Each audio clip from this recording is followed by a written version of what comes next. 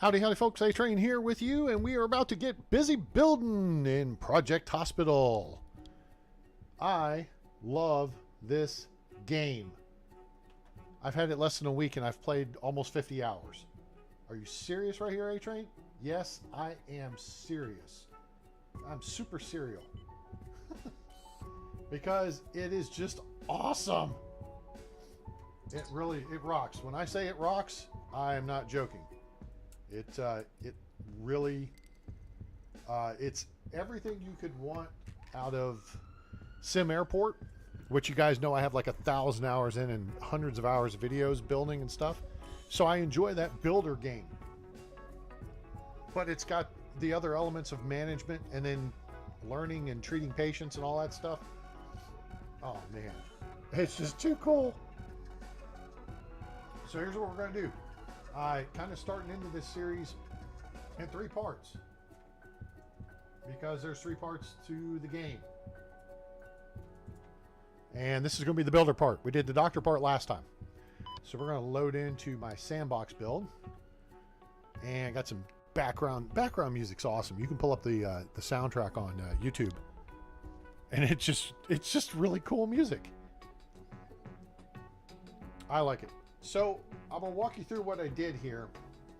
Playing sandbox on this game, you have the option to basically, you know, make money not an issue and to unlock all the departments and stuff from the get-go. You can do that.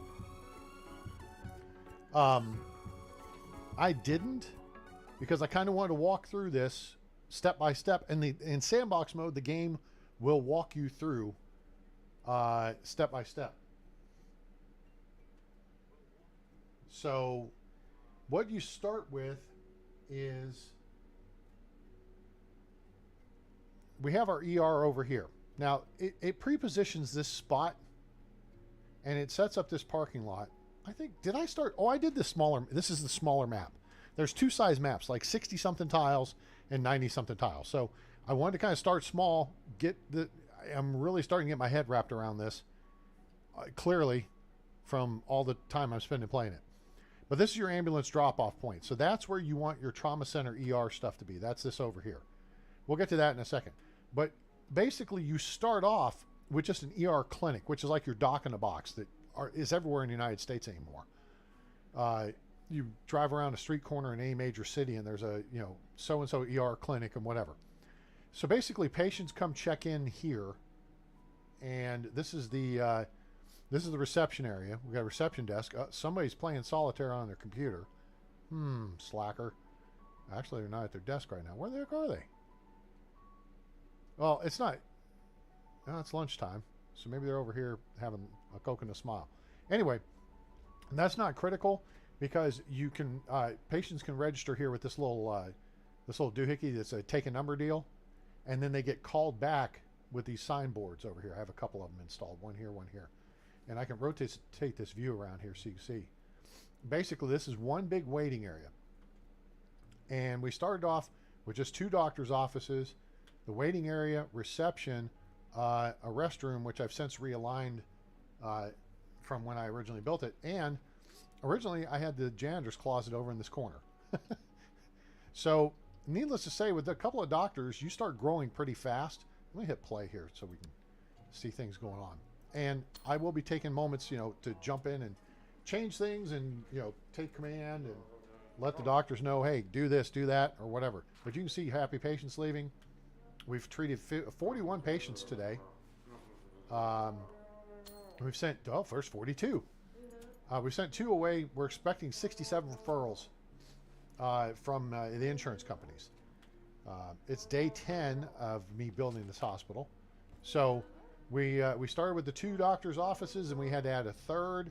Then we added some x-ray stuff in this space here, and we added a little lab, hematology lab, which is a blood lab, blood analysis lab here. And then we moved the cleaning closet to here. All right. So then we've grown to this space here. Well, now, long way for a bed, HDU hospitalization. Okay. I'm going to get to you, Thomas Hill. HDU is high dependency, the high dependency unit.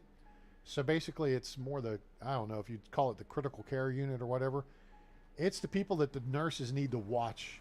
Now, they're not in life-threatening situations. That's what the ICU is for. So you've got kind of 5 tiers of beds here. You've got trauma center, which is here in the ER. This lady's in trauma center. Patricia Johnson, she is hospitalized with what has been determined to be a renal laceration, which is a tear on the kidney.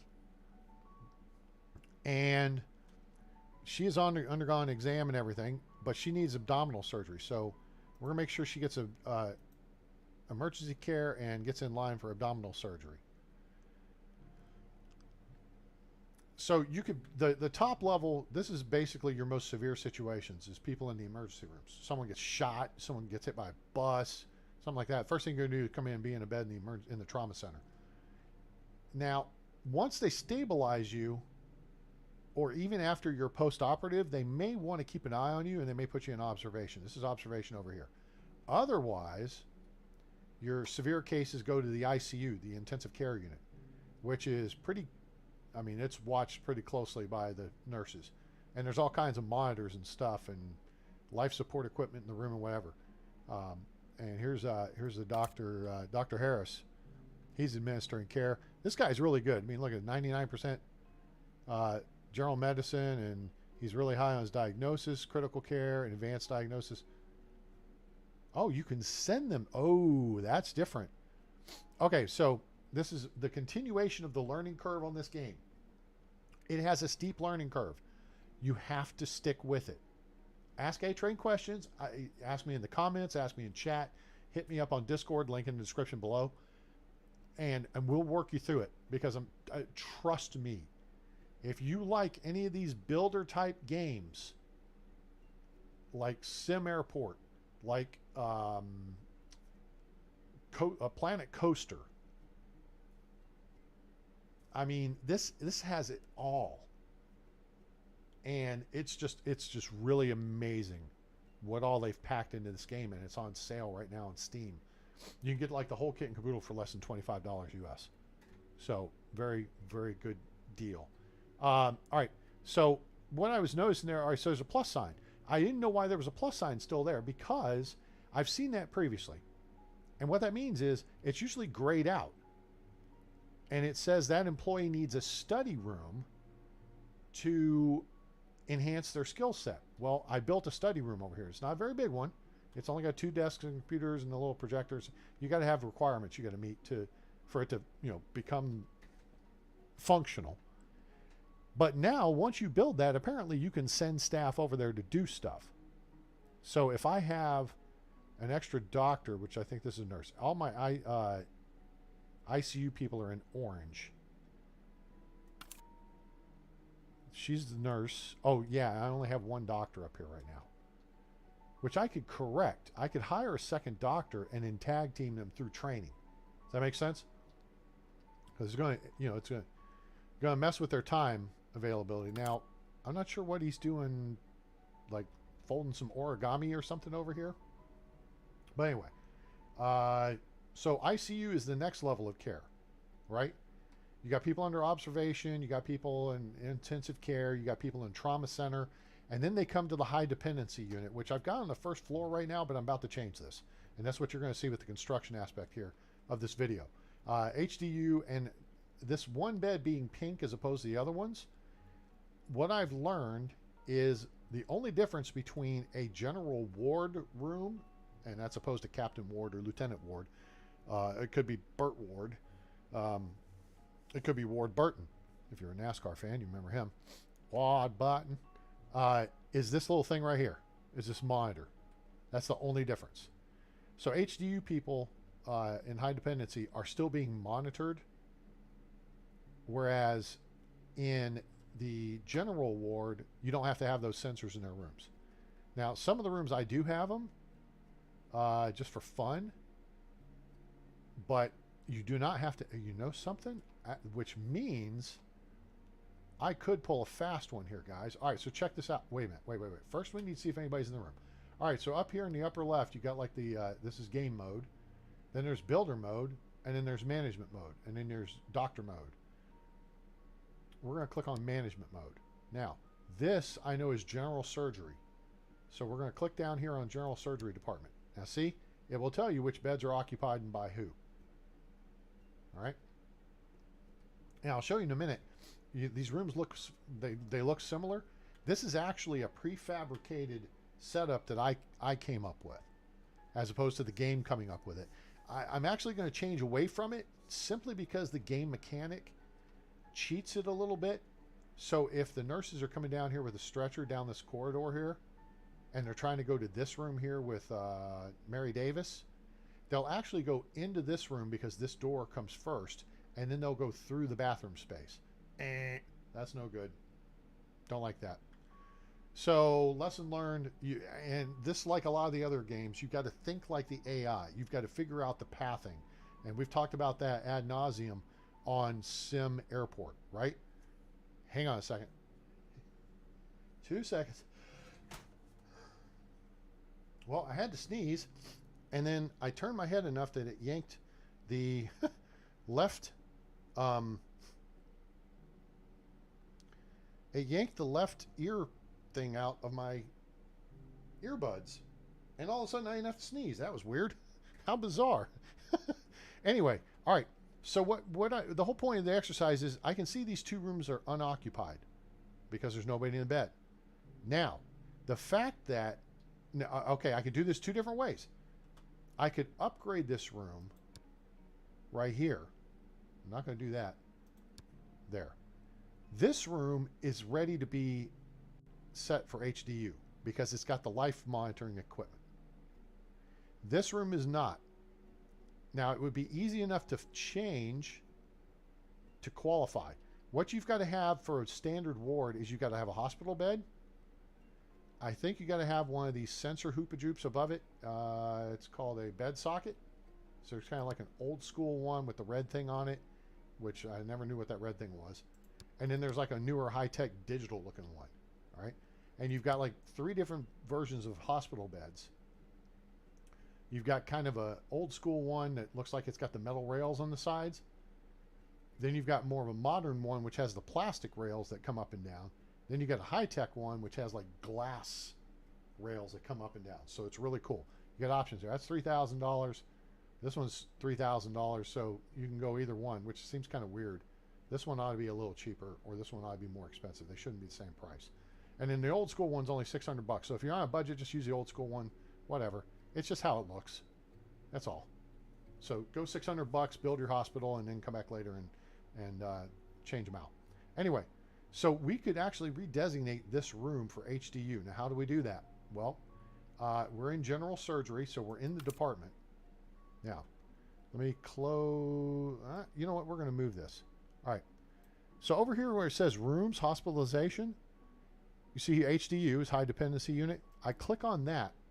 Now what I can do is actually highlight the room, and then I'm going to add this little space over here where the couch is, where the chair is, because the way the room is laid out. Oh, now somebody's already jumped in. Thomas Hill. See, he's been assigned to that room already.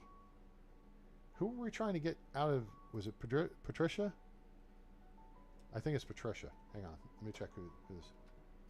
Where are you? Where are you? Where are you? Okay, I can't see it right now.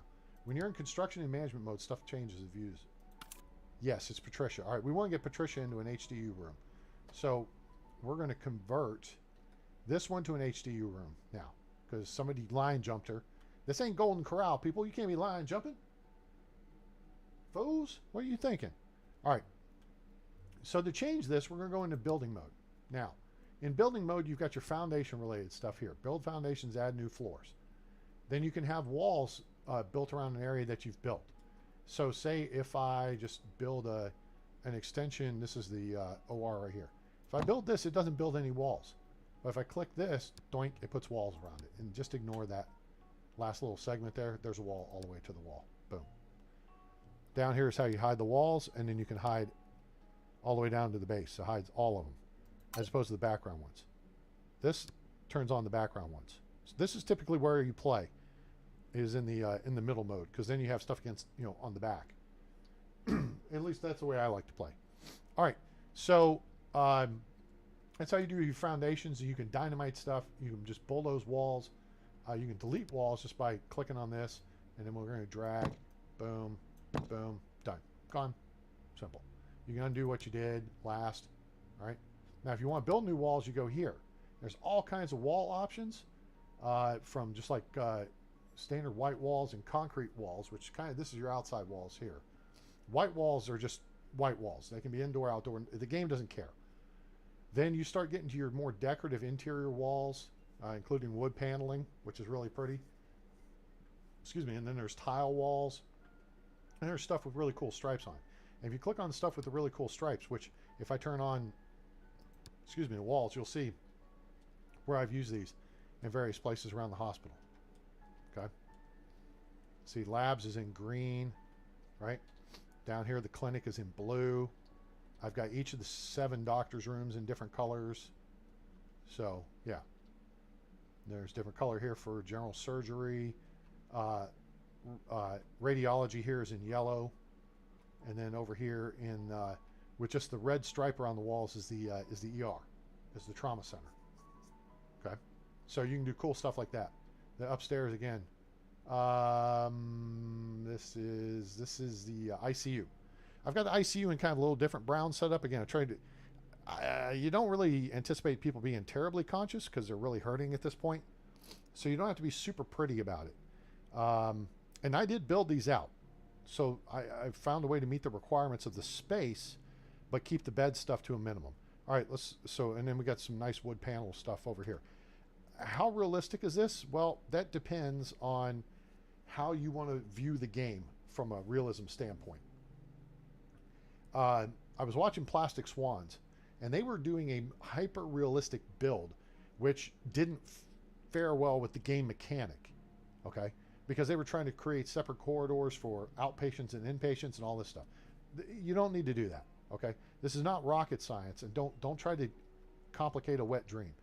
If you want to worry about stuff like patient flow and like privacy and what have you, just put doors in, okay? So for example, where am I looking? All right, so you check in here at the ER clinic, right? Let's just turn this on so you can see. We'll get Patricia squared away here in a second. Oh, okay, so Thomas had a long wait for a bed anyway. Patricia will have a long wait, but that's okay because we're about to build a 3rd floor section here.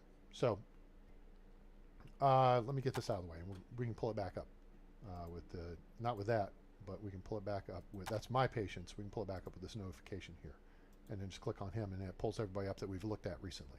Okay. All right. So out of the way. You come in the doors, right? And you either get a ticket or you check in here. But this is a essentially contained area for the clinic. Now, if you need other facilities, you can get drinks here, snacks. You got hand washing stations, hand cleaning stations everywhere. These posters on the wall, and the people will stop and read the posters. The infection control poster is the one I use the most.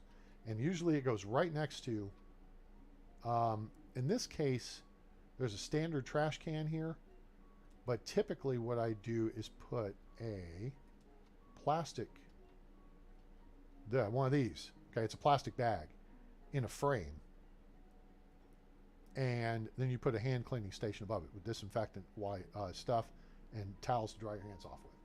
All right, that's the way it is in all medical facilities. All right, period. I mean, I'm calling on my experience of working at Medical City Dallas, and that's what you'll see. I put it over trash cans kind of here in this area. This is the most publicly used part of the the site. If the patients can be treated and discharged by the doctor, they will do that. Now, if they need additional testing, they'll go through these double doors here. Now, notice you see nothing else. All right, down this corridor, there's double doors to radiology, and then over here, there's double doors going into general surgery, and you can't see around the corner, which has double doors going into the ER, right? So there's your privacy aspect. If a patient is being moved, like see how this nurse here, Carol Hernandez, she's moving a stretcher, and I got this figured out now where wheelchairs are used more often than not. But she's moving the stretcher probably back. I don't know. She may be going to pick someone up. Where is... Okay, observation's empty, so I don't know if she's going to move Carol or what. But if someone's being moved down this hallway, unless you are in this hallway, you're not going to get seen. Okay? So that's pretty cool. Now, if you are waiting here in the general surgery waiting area, and you're brought from the ER down to this area, well, that's why I'm looking to change up to HDU. And I'm going to move HDU up to 2. Because then that gets that traffic of the patients, excuse me, I almost said passengers, the patient traffic upstairs and out of view of the public. So it's maintaining your privacy and your dignity. All right. So because if you're under a blanket, then you're covered up, and that's nice. But if you're in a gown with your butt crack hanging out, because all the gowns close on the back, you don't want to be walking down the halls of the hospital unless you're in a controlled area where the general public can't see you. So, so that's how we do that here, how we maintain that privacy and dignity. All right. It's similar on the second floor. We hit page up and jump up to the second floor. There's the ER. They're getting cleaned up right now. But you come up the elevator into labs. Now, labs is nothing important in that regard. Anything you do test-wise takes place in the doctor's office. So I guess if you either pee in a cup or get blood drawn or stool sample, you go to the bathrooms. Okay?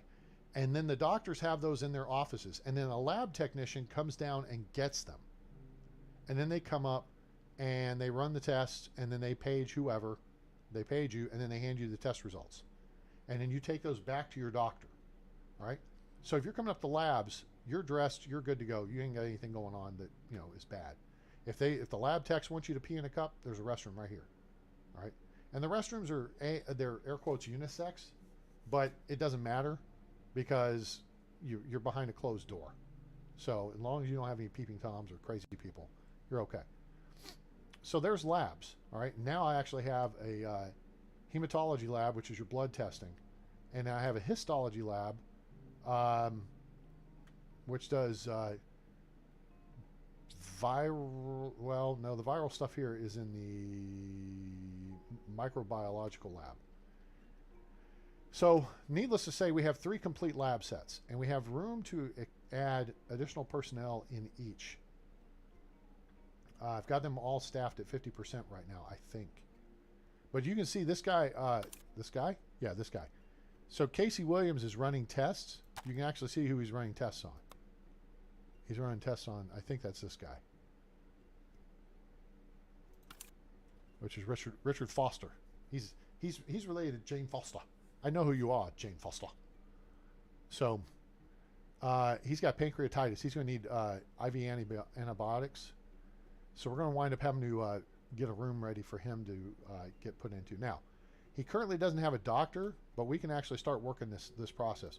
We're going to hit that, stomatics, stomatics. This stuff's for upset stomach. So if you got nausea, you do that stuff. Abdominal pains, analgesics, that's ibuprofen. Fevers, antipyretics, that's Tylenol. Weight loss is diet modification. Tenderness is just analgesics. All right, so this will solve the nausea. Diet will fix the other stuff. Beta blockers is for this. Portal hypertension, which is high blood pressure. And then antipyretics lowers, that's your Tylenol. And analgesics are your ibuprofen and Advil stuff. All right, so that's how all that works.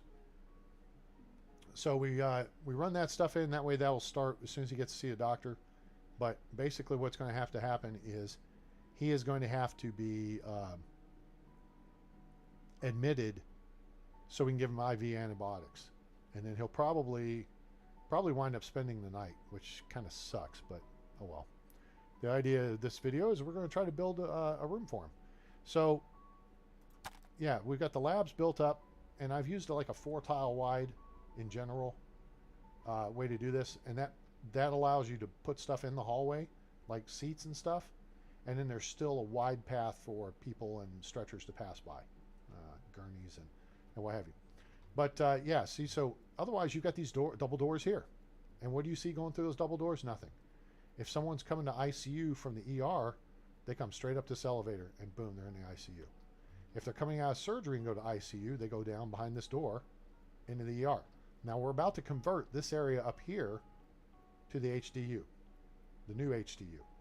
So, but in doing so, I'm actually going to make some changes to the layout of these rooms. And we're going to simplify and hopefully take up less space. So, part of what I need to do here, there's someone there, there's someone there, there's, that's not a patient, is she? No, she's moving a wheelchair. It's Mary. That's Mary Foster. I know who you are, Mary Foster. So, what we want to do is we want to de-zone. If you want to move somebody from one place to another, you de-zone the one place and zone another place. Okay? So, we'll go into here, and this is hospitalization, and we're in general surgery, right? So, regular ward 7. Unfortunately, these 2 beds are taken. So really what we need to do first is probably build the new section upstairs. And I kind of want to build it similar to what we've got here with a couple of exceptions. Do I want to make exceptions? I will probably put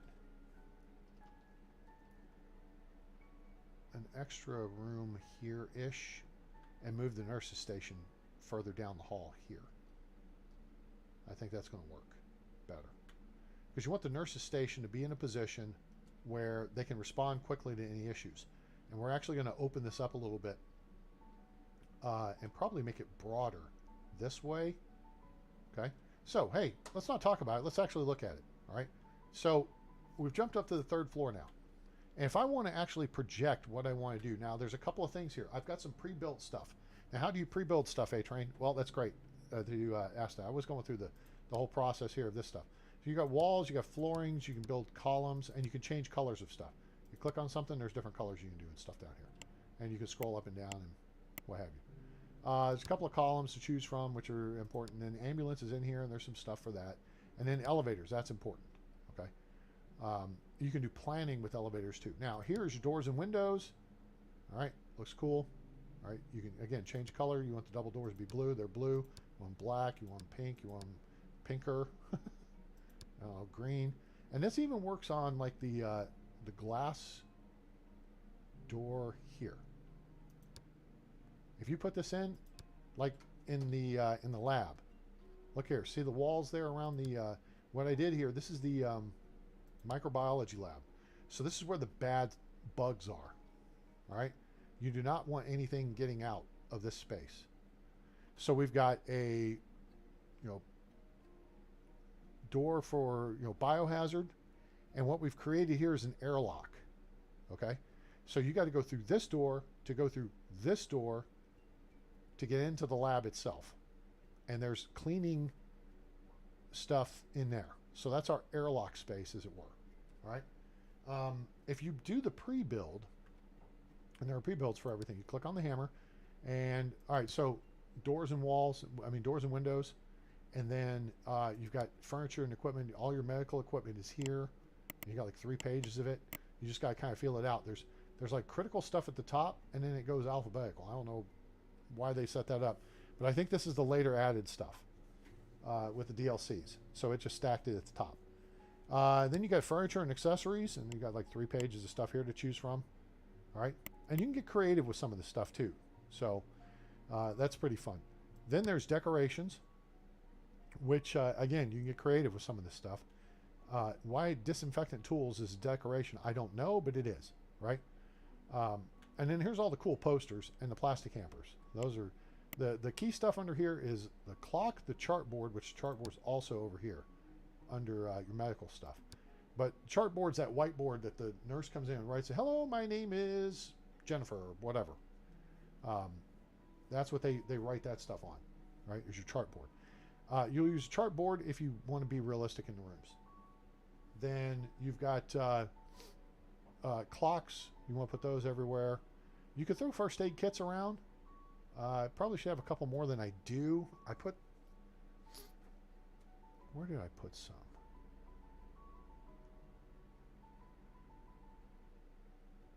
And I don't know if I could do this here. Let's see if it lets me. So you grab an object, and then you use the R key to rotate it.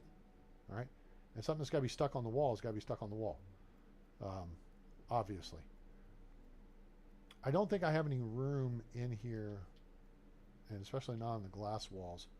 Whoa, wait a minute. Now, I use the bracket keys to rotate the view. All right, now I got to bring this back. Does it let me? Oh, it is. It's going to let me put that behind the door? Huh. I'm not terribly sure I want to put that actually in the room, though. I kind of feel like, oh, you know what? Yeah, I think I do. Is there a place I could put this and it be out of the... Now, see, red will not work. Yellow means it will block access to another object. So that's no good, too. Right? But it won't let me put it on the glass wall. It won't, well, now it won't let me put it here because I've actually got an anti-germ lamp. Okay, you click on this and you go down one thing, germicidal lamp. All right, kills microbes in the room. So again, airlock, right? We don't want microbes getting out of this space. So we put that in there. And you put those occasionally here and there in the hospital. I've got some over here because again, this is the laboratory area. We don't want, we don't want germs coming up the elevator. We don't want germs going down the elevator, right? So here we'll rotate this over and drop that in there. So in theory, should one of the lab techs become hurt or incapacitated, there's first aid in the controlled space. And this would be a negative pressure environment. So what that means is air actually gets sucked into this room and then filtered and blown out safely outside the building, I'm sure. In this area in here would be probably where the low pressure thing sucks. So basically everything sucks that direction. So if you have a problem with one of your samples, right, you don't want anything going sideways on you. And that's what could happen. But there's a sink, there's clean scrubs, there's disinfectant station, and now there's a first aid kit, and there's biohazard waste disposal here. Okay? So that's the microbiology lab. You got to include a certain amount of stuff here. If I click on the floor, all right, it tells me exactly what I've got to have in the room. Now, look here. See, it says not accessible, and that's fine. But this is a common area. And I floor plan this, and I'll show you how this works here in a second. But you click on this, common room. All these things are kind of required for it to be complete and usable. Okay? You've got to have certain things. If I zone something for a, I don't know, what do you want to zone for? Let's click on this again, and let's do the ward thing, okay? And we're going to do an HDU ward since we're talking about expanding HDU. All right, now let me do this first. Mouse over it. It tells you what it is, okay? It tells you what staff it needs, and it tells you minimum room size. Now it says for required equipment, click the room marker on the floor in management mode. We're in management mode. That's the 3 gears in the upper left. All right. So now we know we've got to have 4x3. So we're going to try doing, is it 4x3 or, actually no, we're going to do 4 by, hang on, let me think. HDU, no, we're doing the general wards right now. If you don't have any bathroom facilities in the room, you can go pretty much minimum. Now, let's just do this for now. That's the minimum size. See how it says missing equipment, not accessible. Not accessible is not, it would knock the wall out and it's accessible, right? Not accessible for patients. The workload day and workload night, none and none. That's fine. To know how your rooms are doing, you can see workload day and workload night. See right over here where it says low and none? Because the microbiology lab's not open at night. It's medium in histology though, and it's low at night. And it's high in hematology during the daytime, but it's low at night. So that's the customer or patient demand. Okay? That's how that works. And then in surgery, you've got medium workload during the day and it's low at night. Okay? So that's all that works out. It tells you what you need. It tells you what's going on and things you need to know. So if you have in this case, like downstairs where we have our doctor's offices. See, workload day is medium, high, medium, medium, medium, high, high. Workload at night is high and high. These are the only two offices that have doctors at night. The rest of them are closed. Okay, so that's an indication to you that maybe I need to add an additional night shift doctor. Okay, I have 3 general surgery observation or examination rooms, and they're medium during the daytime. This one's medium at night because I have a doctor in there at night. So here's your day shift doctor, Michael Lewis. Night shift is Lisa Williams. Okay, so back to planning. Now, if we click on this, like, because we're in management mode, it tells us everything we need to have in this room. All right, so this is the easy way to, if you want to build something yourself, as opposed to using the templates or the prefabs, which are right here. So if we don't want to build a HDU, so you know what? We're going to go with the cheap hospital bed. All right. So see how there's little arrows around it and stuff? The gray arrows indicate that's where your staff need to be able to get to. The doctor comes to one side, the nurse comes to the other side, okay? The light blue arrow, and I think there's one, if I rotate this, you'll see one on the other side. Yes. So there's a light blue arrow on either side of the bed because this is HDU. Now, watch this. Let's change it to a regular ward. Okay, so now it's missing equipment, but now there's less stuff it needs. So if we take the hospital bed for this, see how there's only one blue arrow at the head of it? Because this only needs this little bedside cabinet, as opposed to the monitoring units the HDU beds need. That's the only difference between the space. You can, I mean, you can design them identically, and the only difference is in the HDU, you've got to put a monitoring unit next to the bed. So let's do this, HDU, right? So now we're back to being HDU. We click on it and see how there's more stuff. There's life monitoring equipment. So you take the hospital bed, and again, it's got 2 arrows at the top. So you got to have that space open. So that's why you got to have your 3x4. You click that there, okay? Now the bed is blue because it's dependent. It's dependent on, see the stuff appearing in blue? We're going to have a bedside cabinet, okay? We can go with the cheap older one, or we can go with the fancy one. Actually, this one's the same price, so we'll use it. All right, so now see how it turns blue? Yellow can't be, it's not going to work there. It's going to interfere with something else. But here, boom, it locks in, done. Now, if this were a standard room, this would be good to go. But because it's lit up in blue, it's saying, I also need this. So the game's walking you through the process of what it needs. You can do the fancy ones for $19.99. This one's $15.99. This one's $11.99. This one's $15.99. This one here is pretty cool. This mounts on the wall and it mounts up kind of high. Now, it's telling me it's going to interfere with something else, which is weird. It shouldn't be. Now, this one's saying the same thing. Life Monitor Advanced saying the same thing. I don't know why it's saying that. I don't think there's anything else sitting here. I think that's just a little minor bug. Oh, and then you need like a bed socket thing. We talked about that, right? So we're going to go low tech on this too. So the idea is this is for patients that have just come out of surgery and they need a place to recover before we put them in a room where they're not in, life-threatening position.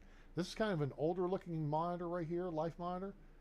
And then you've got like the advanced stuff, which has lots of screens. And this one is kind of an older looking version of the more advanced one. And here's just the real high-tech looking cool one, right? Now, if you do a ICU room like this, you not only have to have the life monitor, but then you've also got to have this set up here, and you got to have this set up here. You got to have all kinds of stuff. Matthias, howdy. How are you? Welcome aboard. Dr. A Train with you here today. I hope you're having a great weekend.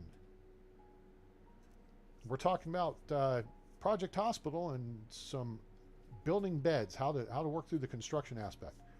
So we figured out how to kind of plan and zone stuff, And now we're kind of looking at how to fit out a room based on what the game is telling us we need. The only other thing the game is telling us it needs is a defibrillator, okay? Which is the paddles that they use to shock someone to kickstart the heart if you're a Motley Crue fan. So we can put one on the wall, and that's usually the easiest way to do it, is just find a spot on the wall. In fact, it won't work here. See how it's yellow? It says you can't use that, something there. But we rotate this around, and you can see it won't work there, but it will work here. All right? So 3x4, 1, 2, 3, 4 by 1, 2, 3. And that's all you need. Now, you don't want to put it there. You can put it here. And that purple arrow indicates the direction that the nurse will bring a stretcher in. They always come in on the right side of the bed. So you can't block that approach. I don't know. You're okay here, but you're not okay here because there's a thing on the wall. All right? But now we put that there. This room's done. That's all you need for an HDU room. And again, the only difference between this and a general ward is you can take this piece out. See? And that's it. Boom. Done. Now, if you do this, all right, and say you add, I don't know, a cabinet with doors. Now, this wouldn't necessarily be an HDU room because, again, well, I guess it could be. You can put a TV on it like that. Okay. You'll also want to put a hand washing station. Again, this is minimum footprint. So the hand washing station is, if we click this, it's right here, disinfectant dispenser. Now we can't do it because we don't have a wall there. So we're going to just do a simulated wall build. You got to have walls to put stuff in that would go on walls, and you got to have walls to put up doors and windows. Back to the parts, disinfectant dispenser. We'll put that there, and then we'll go over here to the plastic hamper thing. Boom. There is your basic HDU room. That's as small as it gets, and you don't even have to have the TV in there. If it's going to be a private room, sure, they're going to have a TV. But we're going to simplify, and we're going to eliminate the TV aspect even, because people watch TV, people who are in the HDU are usually sleeping. So they don't really need all the extra facilities and stuff. They don't necessarily need their own bathrooms or whatever. They may have a bedpan, but they're under a higher level of supervision. And so when the patients are recovering in kind of their own space, that they need all that. Okay? Now, what if I have this set up here and I want to save this for future use? Go to prefabs, click on that. See all the different departments here? That's all well and good. All right? But this is your saved prefabs. Because you can always tell the game what department you want it to be with the, what we did click and drag to form the space to begin with. If I want to take this and if I want to copy it, see, I can trash it. I can trash. This trashes the stuff. This trashes the walls and objects. Okay. This moves it to a selected location. So you click, drag, and move. And you're moving the contents of the room. Okay. We're going to put that back in place. And then you've got remove the room, which you click here and it removes the plan. See how it says planning only, not on foundation? All right. Boom. That removes it. So you can change up anything. And that's also how you kick a patient out of a room. All right. If you want someone out of a space, you want doctors or you want to move a laboratory, say. Like originally when I built my lab down here, okay, I wanted to kick them out and move them up to the new lab upstairs. All I did was de-zone that lab and had the new lab upstairs zoned. And they went up there and took over. So, what other game do we have that works like that?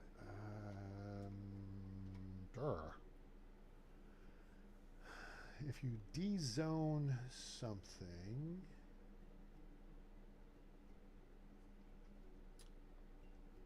Which other game do I play that's kind of like that? I don't know.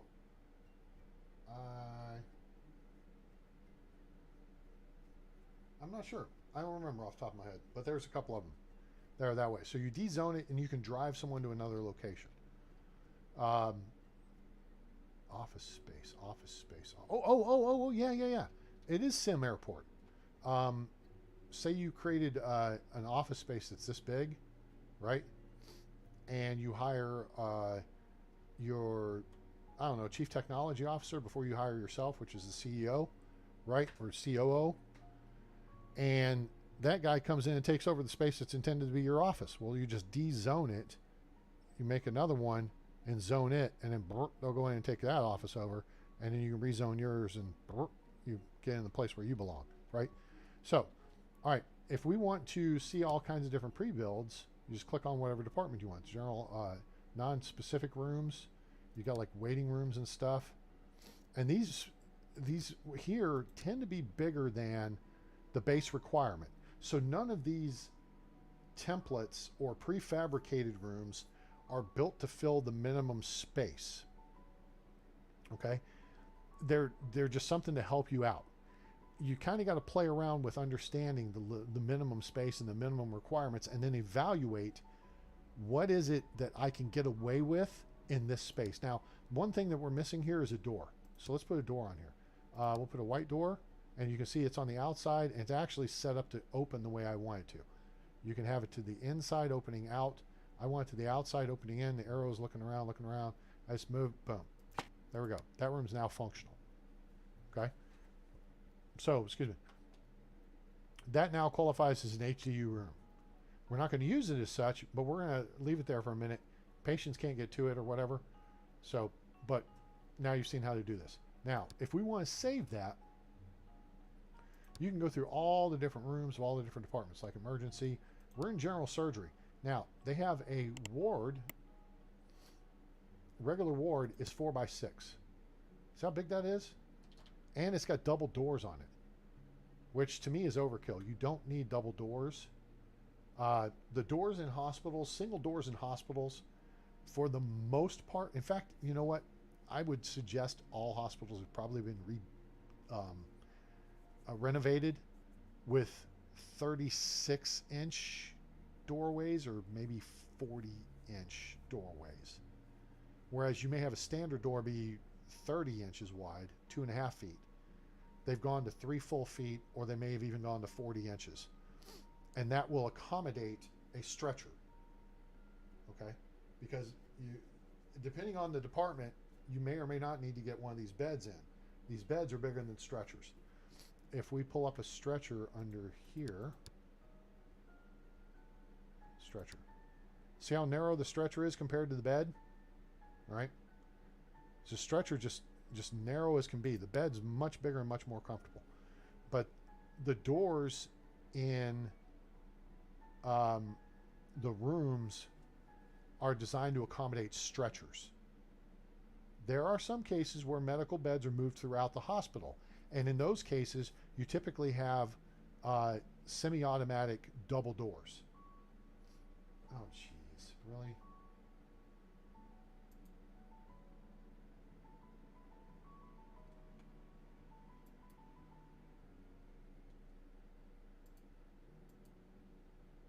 Hang on 2 seconds here.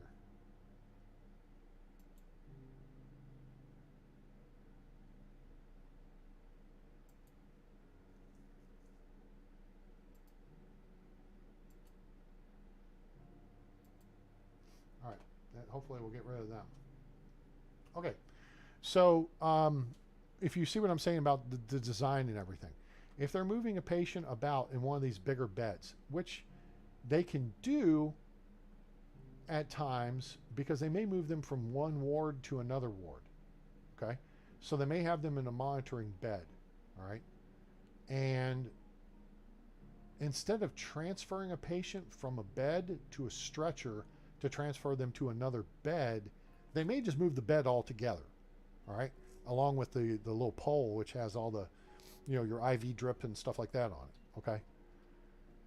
So and they don't do that here in the game. They either move them by stretcher, which you can see here's a stretcher. This is the fancy stretcher. But even then, it's still narrower than the bed, right? Or they move them by wheelchair. But for a actual room itself, you don't have double doors. You have a door wide enough to accommodate the beds or something to that effect. Oh my gosh. Are you serious? What the heck?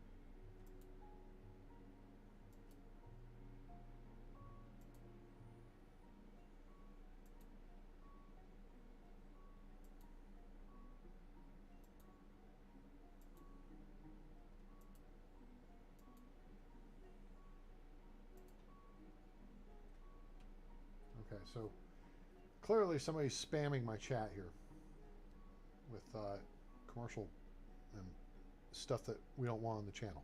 All right, but are you getting the point here? All right, so you got your medical stuff, you got your mostly furnitures and accessories, and there's all kinds of fun stuff in here. Like you can put a like when I made this. Where is it? Oh, it's right here. This is like a common room. Okay, we put a table with donuts. There's a TV, there's water cooler, there's vending machine, coffee machine, all that good stuff. But there's a table and you put donuts on there. You build a cafeteria, you can build all kinds of stuff. And then you have cool stuff like you have this dressing screen, which looks like this, old school. And that moves around. It's on wheels. Or you have the more high-tech setup, which is privacy screen, which this is just on a track. So this is an aluminum track. This is actually my world right now of window coverings. But this is like a clinic or cubicle drapery. It's an aluminum track that snaps onto ceiling tile ceilings, drop ceilings. Okay, and then you can open and close the drapery that way for privacy. And we've got those set up in here because again, I designed this area based on first off the requirements of the room, which this was the original section here, was this part over to here. This has all the stuff the room requires, and then a couple more things like the blanket warmer, that's an option.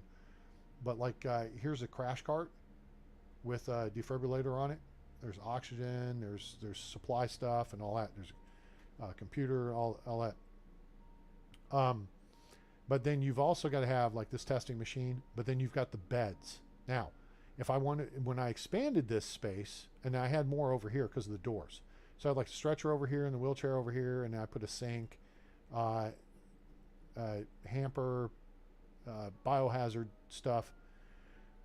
When I expanded the room to this part, okay, all I had to do was copy and paste this section where the beds are, and then expand the space on the zoning aspect of it. Okay. And so with one set of all this, we can keep adding more and more beds to our ICU. And you see we've kind of got the floor space already set up here for it. We just got to take out the wall and we do a copy and paste and boom, add more ICU beds. Very simple. All right. And green, see the green, anything that's green like this indicates somebody's using that computer. Somebody's in those beds, even though you can't see them at the moment. Someone's using this janitor's bucket, and it's the person that's assigned to this shelf. When it comes to janitor stuff, I learned this, it figured it out. It's not about the buckets, it's about the shelves. So if you want to add more janitors to a storage closet, you have to add more shelves. Now, let me show you something else you can do with the zoning, though. Get creative with your space. Where are we? Downstairs. There it is. All right, let me rotate this way. Cool. Our original janitor's closet, this was the lab right here. And it actually went a little more this way. But then I took it out, moved it upstairs, so we put in the elevator. But this janitor space only has to be 2 by 3. So all you need is a shelf and a bucket. And 2 by 3 space. You don't even have to put it behind a door. Okay, that's janitor space. But if you notice, there's only one door into this space. But you see the lines on the floor? there are actually janitors for 3 different departments working out of this one space. So here's how you set that up. If we're in management mode now, right here. Wait a minute. Go back to there. There's the general surgery janitor. There's the emergency department janitors. There's the radiology janitor. Radiology's mostly only open during the day, although I have a tech on staff overnight. I have 2 techs. I have 3 techs actually, although the sonography tech is actually assigned to general surgery. But they can perform lithotripsy on patients, which is good. I had that done on myself. That's where they use sound waves to break up kidney stones. And one of the rather frequent diagnoses people come in is calcification of the ureter. It's calcium buildup in your, well, I have it in my kidneys. That's what kidney stones are. Is some kind of mineral buildup in your kidneys. And then the ureters, which drop from the kidneys to the bladder. And then you have the urethra, which comes out of the bladder, and that's what you pee out of. Okay, that's your drain hole. Anyway, so we combined all 3 services in this one space just by splitting it up like this, one door, and then there's the base requirements in each of those 3 spaces. Shelf, shelf, shelf. Each one has a bucket, and they're out on the floor somewhere. Where are you? Where are you guys? Oh, you know what? There's one right there. There's the now, radiology's here. I've got another over here. I've got an even larger janitor's closet, which this is the prefab one. For the ER proper, and that's because you get people that come in the ambulances and they bleed all over the floor, and you want those people to clean that up real quick. Okay, but here you can see his bucket sitting right here. Anyway, just look for the buckets. General. Oh, there's the other one. So boom, there's our 3 janitors that work out of this closet. And if I wanted to add staff, all I gotta do is add another shelf. Now, the one trick to this is because this is only 2 tiles wide, you got to keep something open. So all I'd have to do is take out, you don't have to have the lockers in there, just take the lockers out. You don't have to have the scrubs in there, just take the scrubs out. But you can only put certain items facing a certain direction for them to be functional. If I grab this,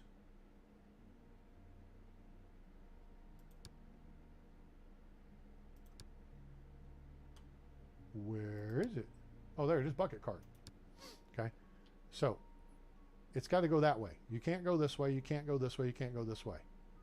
That, I mean, logically saying what it is the arrow is where the person's going to access. The little gray arrow there at the floor, that's where the direction the AI is going to access that item from.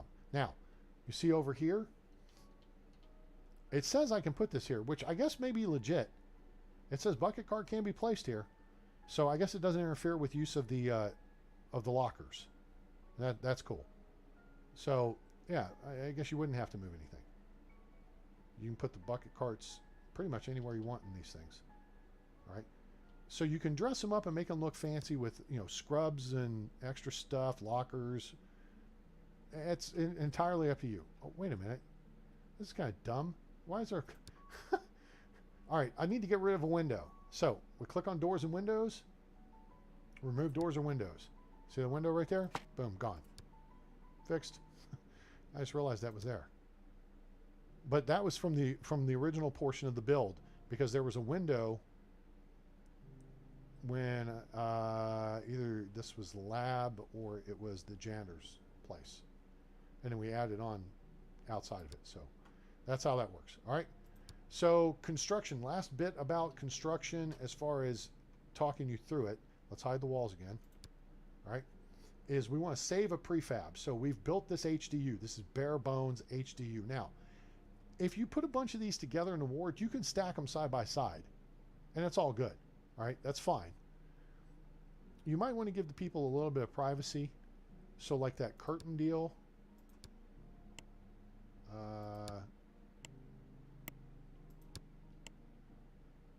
right here, privacy screen or curtain. It's actually a curtain. If this wall wasn't here, let's move the wall. So we'll delete the wall, and then we'll just build another one back in there, a little bit bigger. Just come over here with it. Okay, so now we're 4 by 4, which is actually a little more reasonable for a room, because then you could actually just put like a couch in here for someone, a sofa. Then they can have visitors, but you're not going to have visitors in the HDU. You're going to have visitors when you're in a room. Okay, so what we're going to do now is go back to this and privacy screen, and you could, okay, so it's not going there, but it will go here. So it's not like it's a wall space. So if you did an HDU, the problem is then this takes up a space over here that you could have put something else, although I think it would be okay. Like if we had another bed right here, the wall monitor is going to be on this wall right here. Hello, Lee. Welcome aboard. Hope you're having a great weekend. If you have the wall monitor up here, okay, you can't put anything in this space that's going to block it or access to it. So you could put this curtain here, just like the defibrillator is here. See, we can't put this here, right? Because it interferes with access to the bed for a nurse with a stretcher. But if you had another bed here, for example, if you put it here, which is, once you've got one defibrillator in the room, you're good to go. Then you create the, at least illusion of a little bit of privacy between the beds. Now, the other aspect to that is, again, you can go into construction and just put a couple of wall segments there, like that. And then if you have another bed here, there is some privacy. Even though they're in an open ward with shared space out here, off the foot of the bed, there's some privacy between the beds, right? Everyone tracking? Does that make sense? That's what we look for when we want to maintain privacy and dignity. Again, though, HDU, people are mostly sleeping, and so figure they're sedated, and they're not going to care a whole lot about anything. It's when you're in recovery and you're in a private room that you need, that greater level of privacy, as it were. All right. So that's all of the, now the one last thing to this is, say we like this design and we want to save it. You come down here. This will undo a change. So we undo that wall we just put in there, right? We're actually going to go put this wall back the way it was. Boink, boink. So this is our minimum HDU space here. And then, again, this could also be a standard ward. We just don't need this monitor. So really, the monitor's, was it $1,500? $1,599. Where is next screen? There it is. Life monitor, $1,599, right? So this is a $1,600 add to the room. But if you build the room with it in it, and you need to put a patient into HDU, and you don't have an HDU room, but you have an open general room, all you got to do is rezone the room. Boom, done. Problem solved. Got a roommate. Super easy. Just like that, okay? And that's what I did down here with this room. Because it already had the telemetry equipment in it, all we did was rezone the room. Bing, bang, boom, done. All right? But I'm also moving into more of an efficiency mode here with our floor space, that we don't want to, unless patients are in a general ward room, let's just say their own private room. Even in this case, with this setup I have here, there's a shared bathroom, a shared toilet space between the two. Okay? So you got a shared toilet space. They've got their own sinks and mirrors, so they can take care of their own stuff, but there's one toilet for 2 rooms. Now, I would imagine hospitals are going to work away from this aspect or this shared design. It's a money-saving feature. it's also kind of like college dormitories. When I was at East Texas State back in 1988, we had one room, we had another room, there was a door that went between the two rooms, and then there was a shared bathroom with a shower and toilet. There were sinks on either side. Okay, so you could pass through straight through the doors between the two rooms, or you could pass through the bathroom doors. Okay, this is a similar concept, except they don't have showers in the game. So it is what it is. Take a sponge bath, you'll be okay. Here's a bucket. Put some water in it and give yourself a bath. A little soap. All right. So as far as a ward goes, now let's understand the difference between a ward and a regular room. A ward is a larger room with multiple beds in it. It's like a bay. Okay. As opposed to a single bed in a room, or even it could be a suite, and it could be two beds in a suite with just a little bit of privacy between the two, like I was demonstrating over here earlier. There might just be a partial wall, or even just a curtain hanging between the two beds, and it's two people sharing a space, which is more efficient use of the space than having an entire set of plumbing and TVs and all this other stuff, right, per individual patient. I think that's more an old school mentality.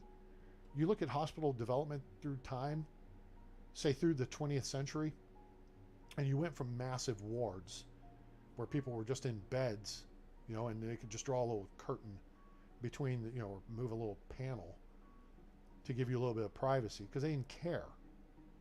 Privacy and dignity is something that's come along in the last 20 years in healthcare, or maybe 30, whatever. I haven't been in it that long, but and then they started going to more controlled situations where you had maybe two people in a space, or four people, and then it went to two people, and then you have individual rooms. The other aspect of the individual room design is it would let you create an isolation room with minimum addition. That's something I haven't played around with yet in the game. Right? Well, you look here, infectious disease department rooms. Okay. Let's look at, see, this is all general stuff. I don't even know what this looks like. I haven't even touched it. It just kind of looks like a examination room, biohazard stuff. Oh, wait, hold it. There's walls that go in there. There's a wall that splits the room in half.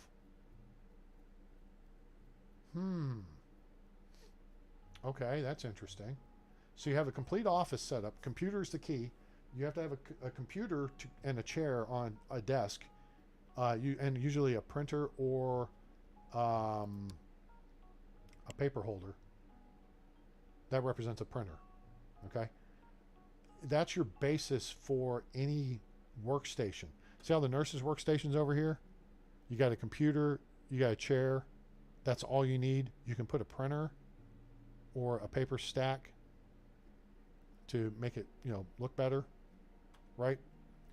So what this has done here is created a full office for the doctor, and then there's an examination room. But I only see one door into the office. You know what? Let me turn this on, see if this makes a difference. Nope, it does not. Okay. So I'm not quite sure how, because you see the two window looking things? Those two windows are observation windows. We have those in X-ray. So that's what the X-ray tech looks through into the room. So that's like a heavily, that's a heavy window. All right. So, cleaning closet. Okay. That's a really big cleaning closet for two people to work out of. Again, you've got the shelves are the key. You could add another person in here easy enough by putting another shelf in.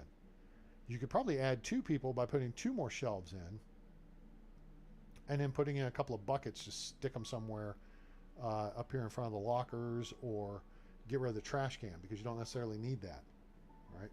You just throw your trash into one of the buckets. But let's see what else they have here. They have an isolation unit. So they have regular wards. All right, again, very simple. There's a bed. There's a thing above the bed. There's the table beside the bed. That's basically all you need. But they also put a coffee table with a TV, a chair, a plant, which makes people feel better. You might not necessarily have those in real life because it's something else to clean. You've got to clean everything. And there's a defibrillator sitting on the cabinet over there. If you rotate it, you'll see it sitting there on the drawers. Okay? And then there's a sink. So what's missing from this room is a disinfectant station. That's a modern day standard situation. So if you look at our room right here, we've got a disinfectant station. So you've got disinfectant soap, which you rub on your hands. We had to do this every time we went in and out of room when we did EKGs and stuff at Med City. You walk in and you introduce yourself to the patient and you demonstrably say, I'm going to wash my hands real quick. Put some foamy stuff in there and wipe your hands down with the, and the alcohol stuff and whatever chemicals and the stuff kills whatever's on your hands. And then you pull a couple paper towels, dry them off, wad them up, and they go in that trash bin. Okay? And when trash people come around, they just pull that bag and put a new bag in its place.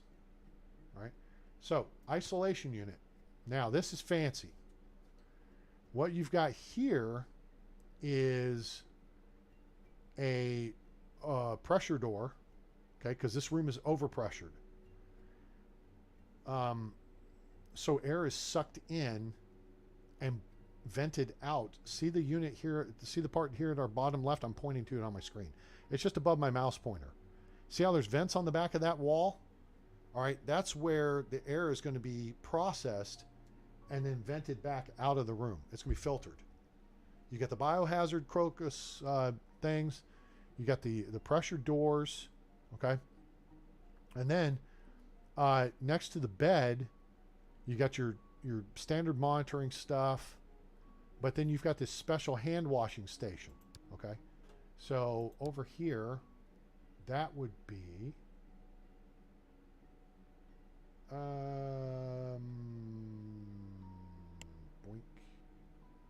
Where are you? It is here. So see how there's a scrubbing sink? That's a standard kind of sink setup. This is what they use in the ER or in the OR, the operating room. Okay. But this sanitary equipment, that is it's filtering stuff. So you mouse over it, intended for isolation rooms to cover basic hygiene of patients. Right? So it runs extra filtration and stuff. Okay. Now,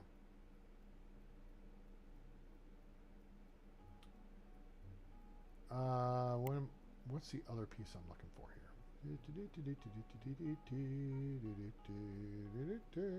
Actually, I don't think it's in there. Wait, doors. Okay.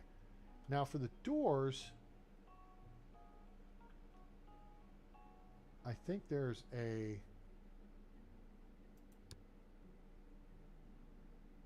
double biohazard. Oh, you know what? Where? I don't know if I have every single bit of this unlocked. Because, now here's something. If you're doing a water closet, that's a toilet. Okay, so WC door, that's these things here. You got to do walls around your toilets, unless you do like this right here, where it's basically a room in and of itself. There's only one toilet in it, right? So you don't need dividers. But over here, where there's multiple toilets in the space, all right, you just have to do walls around the toilets. And the way I do is I do ADA compliant. So I put like 4 squares for a handicap use toilet. All right. But then there's water closet walls and doors, and you can see the little legs under here to support them. So whatever you could do, just standard doors and walls, I guess. But under each category is right here, restroom wall, and again, colors customizable. You get 10 options, And over here you got a water closet door, and you can do same 10 options. Okay.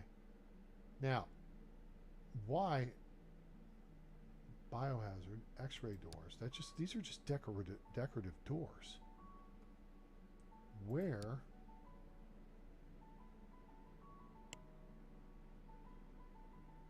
am I not seeing it? There's an eye test chart. E equals MC squared.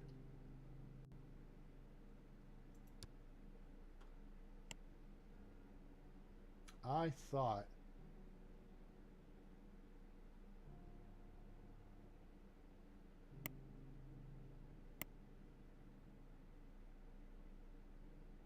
CT, body fridge, anesthesia, bed sockets. Huh. Well, somewhere in here is where all this stuff is. Oh, here it is. It's under furniture. Okay. Isolation air door. There you go.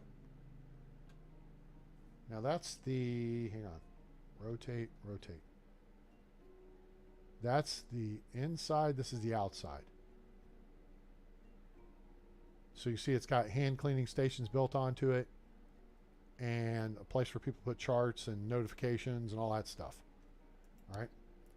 So there's that, and then that means, oh, isolation wall cabinet. Okay. So you got isolation walls. And there are isolation walls here as well. And here as well, which actually I use these around some of the nurses' stations to kind of help segregate them. Well, for two reasons. Like here in the ER, I had a waiting room here before I put in the elevators. So I put up the isolation wall stuff. The idea there was to contain the nurses' conversations. So say nurses and a doctor are back here talking about a patient. You don't want the family sitting right here to hear what they're saying. So the idea is it creates a little, quiet zone for that discussion to take place. Also, I kind of figure coming in from an ER, especially if you're in a big city, they had a shooting in the ER in Irving, Texas here a few days ago where, I don't know, some clown came in, and after a while they noticed he was agitated and he had a gun, and apparently they contacted police. They came in, tried to get the guy subdued, or tried to get him, to stop what he was doing and all that. And I guess he fired a round or something and then wound up getting shot and killed. So my thought process here with these isolation walls, again, they're a decoration. You don't need them. All right. But the thought here is, this is the ER. What if a gunman comes walking in? Or what if trouble comes walking in the door? Somebody drunk off their butt looking for a fight. Okay? The nurses can observe this from behind a semblance of cover and protection. Now, it may not give them much protection, but that's just kind of the idea there. Now, here I did a little bit of that too.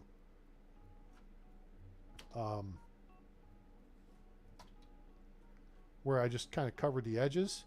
Now, the whole point of covering the edges here was to hide the printer for patient privacy. So I'm going to say there's blank forms or just blank paper in this paper holder here. But something that gets printed out, maybe orders going to a doctor or a report or something like that on somebody's health. And HIPAA says, you can't share that with anybody. So, and you don't want anybody seeing that. So that's kind of why I put these little, I use the isolation walls to create a privacy zone. Here's something I missed. There's mirrors. And there. Boom. That was a mirror in the bathroom. Oh, wait. There's one there, too. Hooray. I missed that. See, I got it in another place. I just didn't go back and retrofit that bathroom. So now it's all fixed. Okay. So we got to damn it. You know what? What was the other part? Oh, isolation AC. This is that other unit. So this is the AC unit in the room. Where I guess it draws the air in and filters it before pushing it back out, or I don't know if it even pushes it back out. I would think it would ventilate it out to outside the building. But yeah, there's your isolation stuff, right? If you have Ebola patients come into your hospital or whatever. So, let's see here. All right, so finally, we've got our little design for our room here. We want to save this as a prefab. So we click on prefabs. We come down here and we do copy, create a prefab. Now, if you copy, you click, you drag, and then you can just left click and paste. So if you just want to create it, repeat it over and over, boom, boom, boom, that's how you do it. But if you want to save it, you click on the disk thing and you type in a name for it. I've already got like a 4x6. Wait, this is a 4x5 ward? This is new. Or is it a 3x4? This is a 3x4.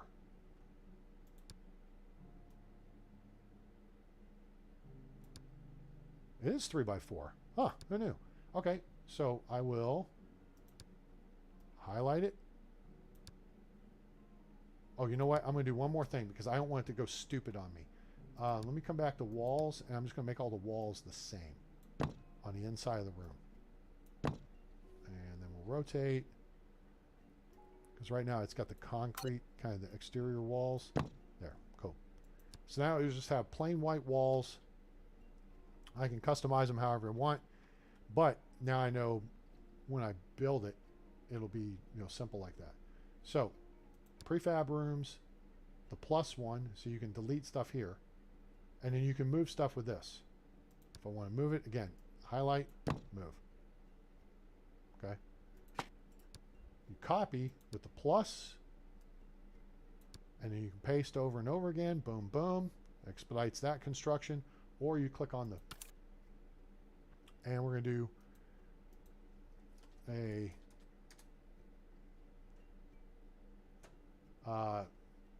4x3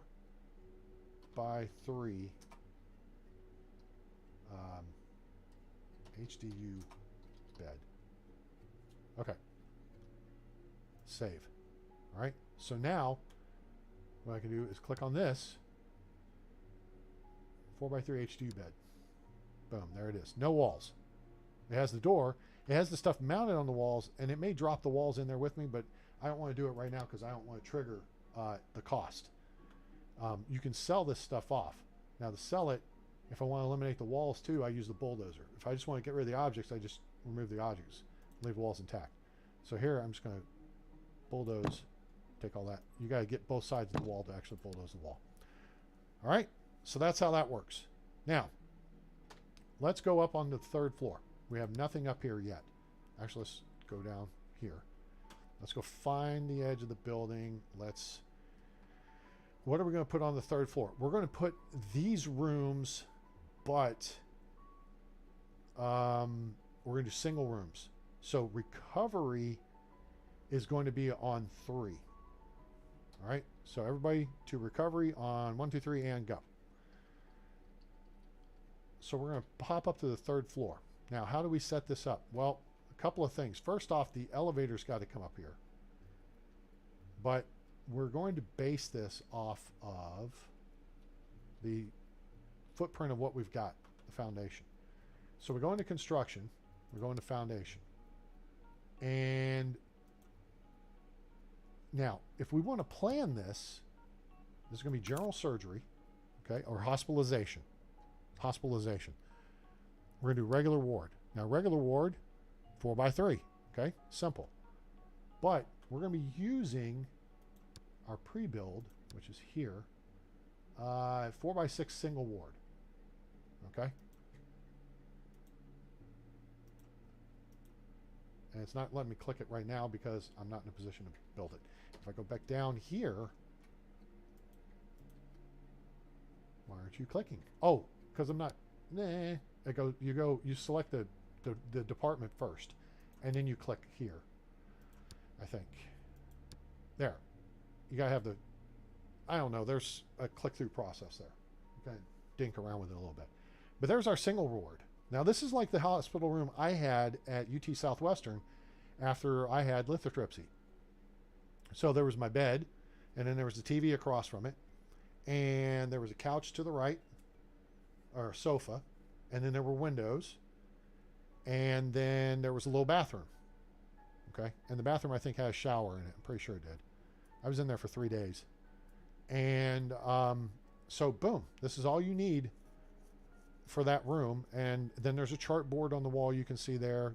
See the chart board, and there's a clock, and then I put in the table with the lamp, the table, the plant, the sofa. None of that's required. So you could make this room smaller, but what I'm trying to do is create an environment that's going to be nicer for the patients.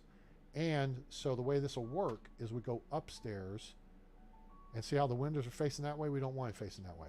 We're going to want it facing this way. So 4x6 is going to be the floor plan here. Now, we're going to click on, and we're going to click on regular ward. So 4x6, I can count. That's our single room. All right. So now we can do 1, 2, 3, right? See how this is working out? 4. Let's lay 5 out. This is how you do your planning for your builds. We're going to page back down. Why? Because somewhere along the way we're going to run into this elevator, all right? So what I need to do here is just, again, I can just use this, and I'm going to run this down to here. 16 tiles. All right, so we can't do 5 rooms. We can only do 4. So we know the elevator is going to be at 17. Okay? So 16 tiles right there. This is going to be the elevator. All right? So we could actually plan that in, but we're not going to. We're going to plot it in with, we'll go to this side and just do elevator planner. That works. Because it should actually work right there.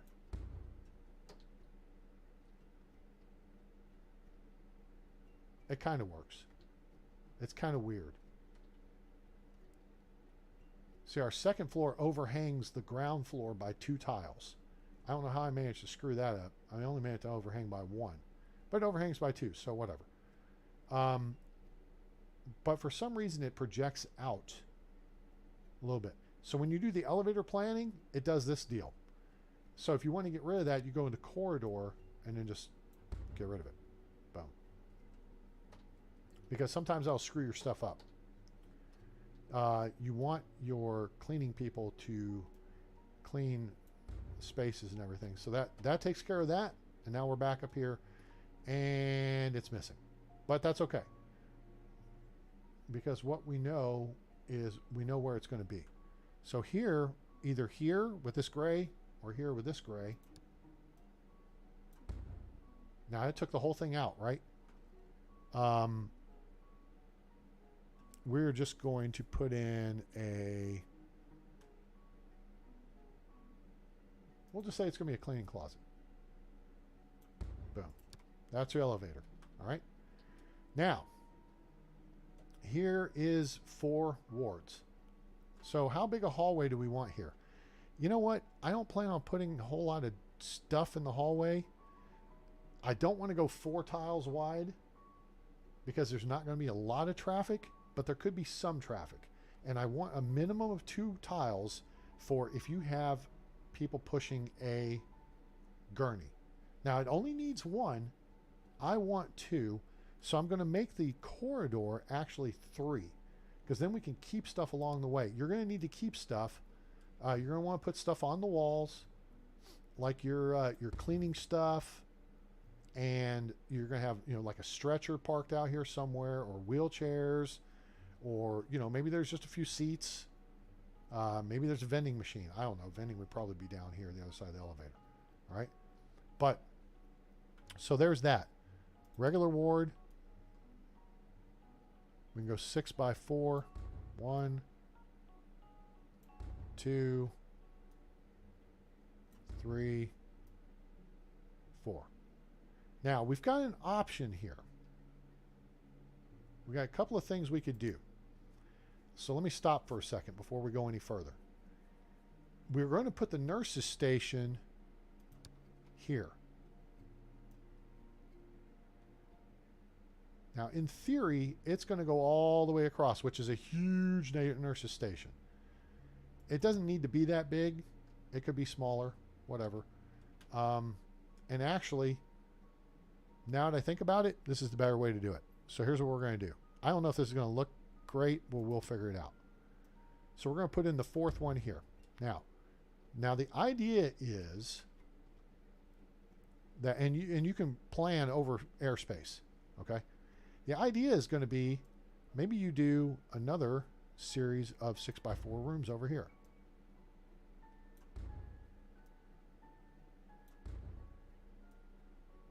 The problem with this, oh, yeah, here's the problem with that, is these rooms don't have a window. You want all your patients to have windows. So we're not going to do this. We are going to clear that out.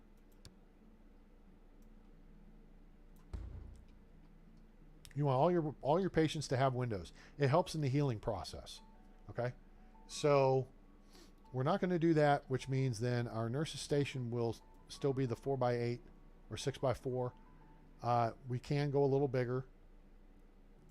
We can add additional facilities down through here, whatever we want to do, but that then negates the ability to put windows on here, so we're not going to do that. All right? We can just add more rooms down this way. Okay? So this space back here gets kind of wasted, which sucks. But it's either wasted space or you push the elevator back 2 tiles and then you have 2 tiles out front of the elevator, which makes sense. That's fine. But, you know, maybe you don't exactly want to have it that way. The way I figure it is this is mechanical space for the elevator equipment. That's kind of the way I look at it, right? So there's a couple of different things you can do here, but we're going to actually keep it simple, I think. We're going to say this is nurses station here. Now, what's the minimum space we got to have? 4x3. So 6x4 should be fine. We have 8 patients. I think you have 1 nurse per, I don't know. In theory, you'd have 1 nurse per 2 patients, but you could do 1 per 4. Depending on how you set this up, because you've got to put a lot of crap in this space. But here's a fun little element to that. And again, there's multiple ways you could do this. In theory, you could have the nurses station be 6, yeah, be 4 more. 1, 2, 3, 4. It could be that much bigger. Okay? And then your corridor, which we use over here, continues this way. Let's just say it goes all the way down here to the edge of the hospital. Okay? Excuse me. We're going to blow that space off. Now, we have here, we could put in a, actually there's a couple of things you could do here. You just got to be a little bit creative. We could put in a restroom, okay, which means these patients are going to be wandering down the hall to go to the restroom, which kind of sucks. You know what I'm saying? Because they're not going to have, oh, you know what? Each room does have a toilet in it. So never mind, right? These rooms do have toilets in them, right? Yes, there are toilets in them. All right, so now where the nurses go to the restroom? That's a good question. Put a toilet in their space. You got to have a hand washing station, right? If you need to know what we need in here, you click on the, and then you see, okay, we got to have some office desks, and you got to have computers, and a stretcher, and a wheelchair. Actually, stretchers and wheelchairs are not required. You just put them in the ward somewhere. I don't think you have to have those. I think these are recommended. I don't know if they're actually required to fulfill the space. Let's find out. What we're going to do is click on this, and we're going to build the foundation of... Are we? What just happened?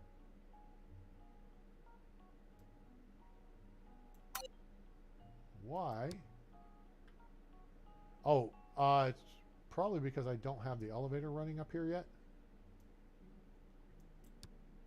Huh. Oh, no, I got to click add new floor.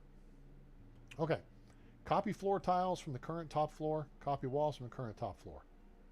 Turn those off. Build a new floor. Now it puts the elevator up there. Now it put foundation up here too. Oh, crap. It put all the foundation up there. Okay, whatever. All right, so now guess what? Now we're back to where we were. Boink. And now we got to go. Do we got to do our planning again? Seriously? Okay, not a big deal. 4 by 6. 1, 2, 3, 4. 4 by 6 there. Corridor. 3 tiles. 3 tiles all the way down. Well, we'll go to here for now. Okay. Which means this is going to be part of the corridor right here too. Right? Because it's set back 1 tile. So actually, oh, that's what it is. It factors four tiles into the elevator space that there will be a tile for people to walk out. That's what confused me. It's like this thing's supposed to be 4 by 4. But the actual elevator is 3 by 4. So there you go. All right. So regular ward. 6 by 4. 6 by 4. 6 by 4. And then we have a couple of options on what we could do here. We could make the nurses station really big. We could put a restroom on one side, put the nurses station, put a cleaning closet on the other side. You see what I'm saying here? You have options. So let's just say, let's do that for example. Let's just say we put 2 tile wide cleaning closet. It's got to be 2 by 3. We'll do 2 by 6. Boom. Okay. And then we do the nurses station, and we're going to make it like 6 by 10. That's big. We may drop 1 tile off of it. Now, if we make it bigger like this, all right. In fact, let's use the rooms for our example. We could make the HDU down this side. 6 by 4. Nope, oh, nope, no, that's nurses. Regular ward, excuse me. Boom. Boom. Boom. And boom. Okay? And then we're going to do corridor. 3 tiles wide, boom, done. Okay? So, if we put the rooms matching this, which says not on foundations. See how this says? It says missing equipment workload, none. Workload night, none. Workday, right? These are not on foundations. If you go and build a prefab room, it will build the foundation. All right? So here, we do 6 by 4. 6 by 4.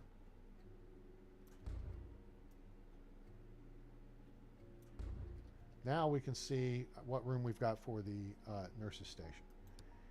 And then there's kind of one more little aspect to this.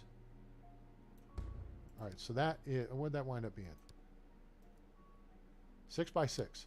That's pretty good size for a nurses station. I'd feel pretty good about that because you could do like 2 by or 3 tiles wide, leave an entry space on this side, entry space on this side, and you know, put your gurney and wheelchair there as you need. And then back wall here is where you put the other stuff that you gotta have. So now you do not have to have office desks for this. You can use the reception stuff. What you've got to have, I think you've got to have 1 office desk.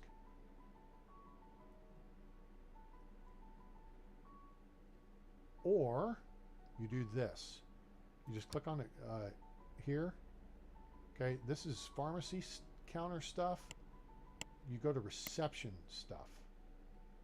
Okay, so let's look at this and let's rotate this like that. Okay, and you've got it sitting here, and then you go back over here because you got, well, actually, we can just click on this. You got to have a computer. Okay. Now, you can get a laptop if you want, but see, the laptop goes on top of that. I like to do the PC. And there's an older PC. That's not really older looking. I can't turn it. I make. Huh. It kind of looks like a Mac. That's weird. And then here's kind of a more modern looking PC. Okay. So you put that on there. All right. Now it's got a dependency. So what's our dependency? Probably an office chair. Boom. Computer's in business. All right. So now it still says we need an office desk in here somewhere. So I kind of put that back here. Now notice everything that was yellow went away. Put a stool in here. You don't even have to put anything on this. You could put a coffee machine on it for all I care. And for all the game cares. But, and I did this down in ICU, is you just put a third workstation here. Okay? So then you need like a meal tray. You could put that over here. Like that.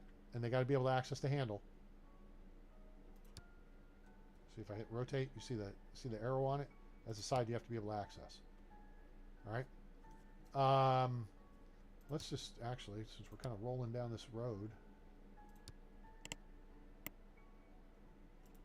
let's do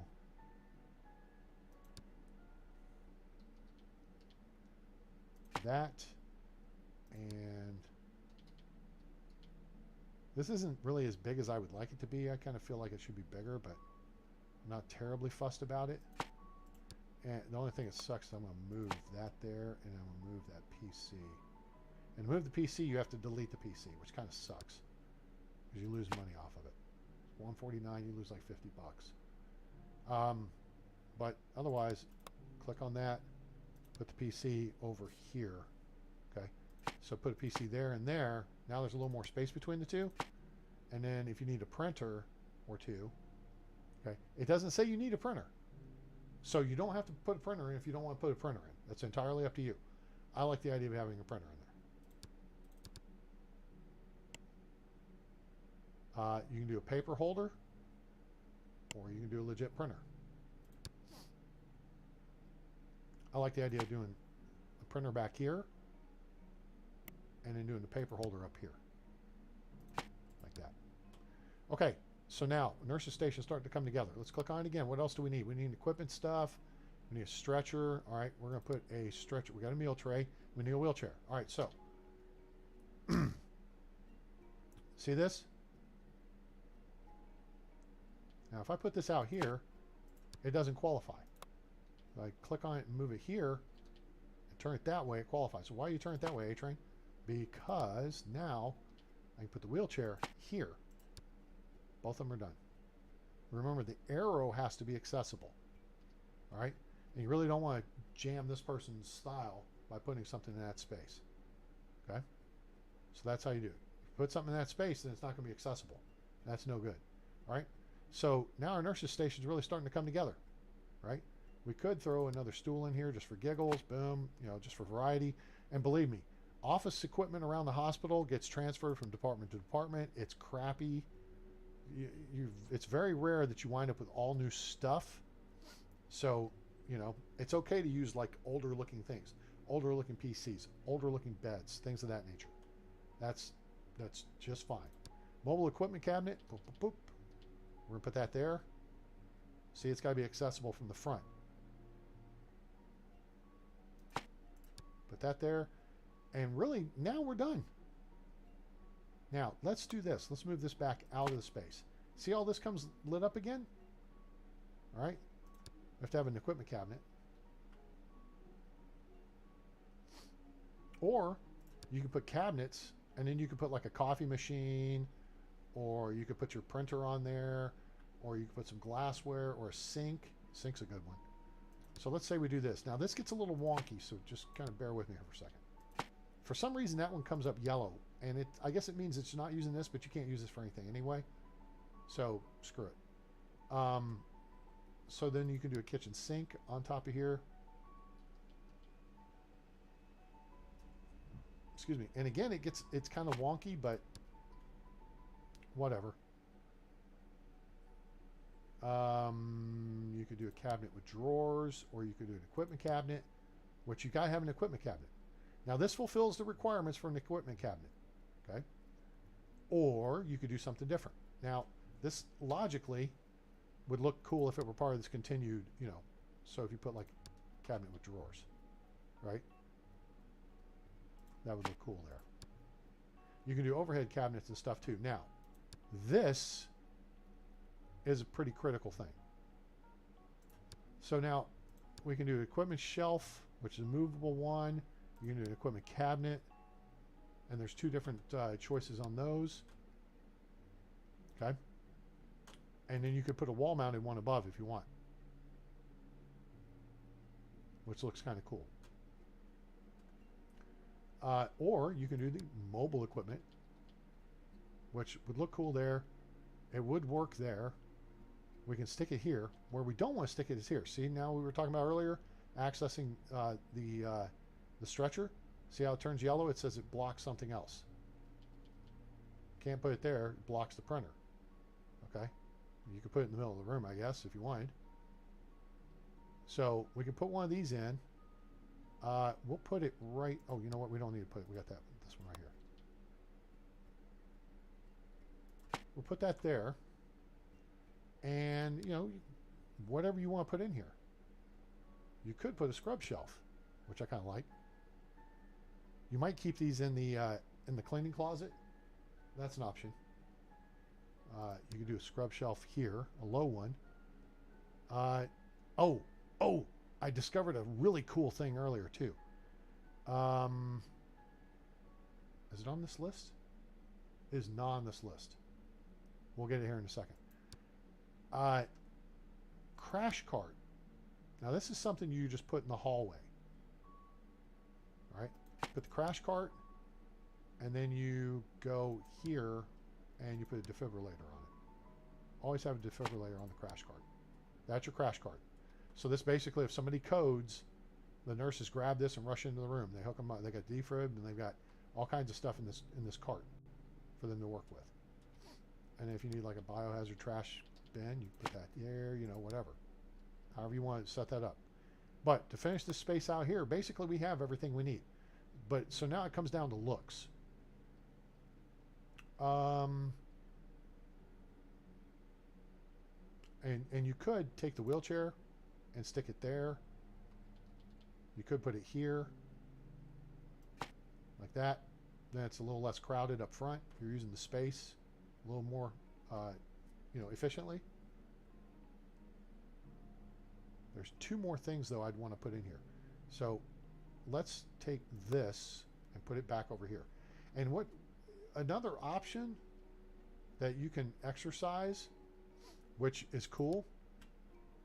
See how this is a cleaning room here? There's nothing to say you don't take a notch out of that cleaning room. And this is something we had at Medical City. So this is legit at a hospital. But check this out. So instead of just building like walls around it like this, okay, and you build a wall across the front and then you build a door, okay, and that entire space is dedicated to cleaning closet. You could do that, but here's a really cool feature you probably won't see many places. Let's do that. Put a white door. We're going to put a restricted access door on it.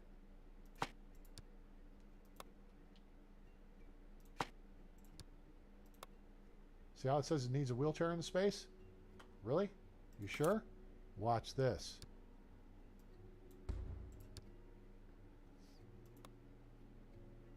Don't need a wheelchair anymore. Wheelchair's in space. Ha!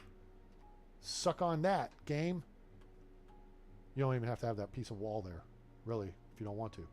But they do create notches and stuff like that. It's like, hey, this is specifically for a wheelchair, a crash cart. You could do like a, you know, just a sink. So that just moves the wheelchair out of this little space right here. Well, why'd you do that, A-Train? Because there is something cool you want to put in your hospital. Let me find it. I gotta remember where it is. I think it's under decorations.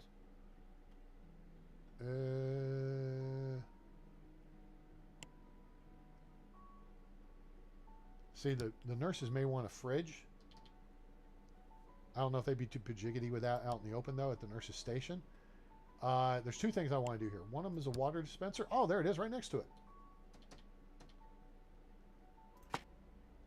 We have a water dispenser because that makes sense to make it next to the food cart. A warming cabinet for blankets. Patients like warm blankets. Okay? Put some of these in your hospital. Definitely need it. There's a short one and there's a tall one. Because this is serving a big area, we're going to put a tall one in here. Now, the only other thing we need to do, and since there's a wall on the backside here, we can do this, is...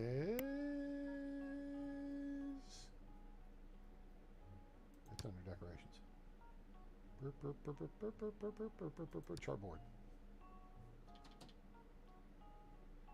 We can put it here. Actually, it makes a lot of sense to put it there. Or we can put it like over this. Although technically you can't get to it there. Or it could go here. If there's a wall. Right? It's got to go on the wall. So boom. There's a chartboard. Right? And then if we want to just make the walls around this station.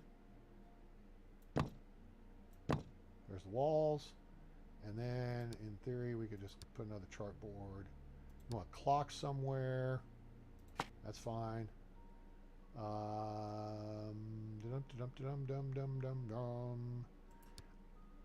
It's not going to like it too much, so we're not going to do it because we have a sink here.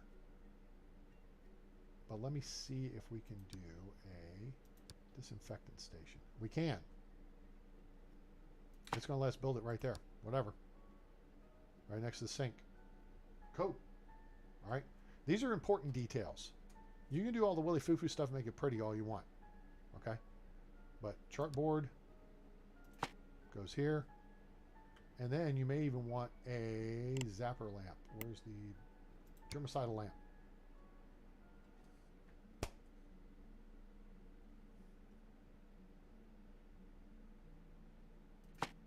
Put that on the wall. And there you go.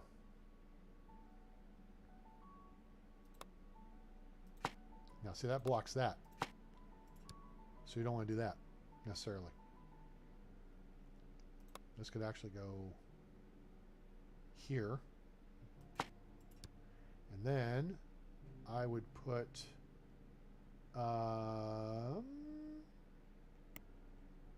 disinfectant station. And boom. There's nurse's station. That's legit. That's the way a real nurse's station looks. Somebody's a nurse? Tell me. All right.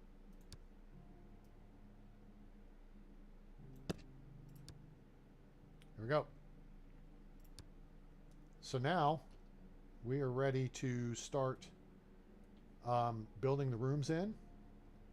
And we can do these one room at a time. And then we just got to wall off the rest of the space. And we're good to go. Build in this.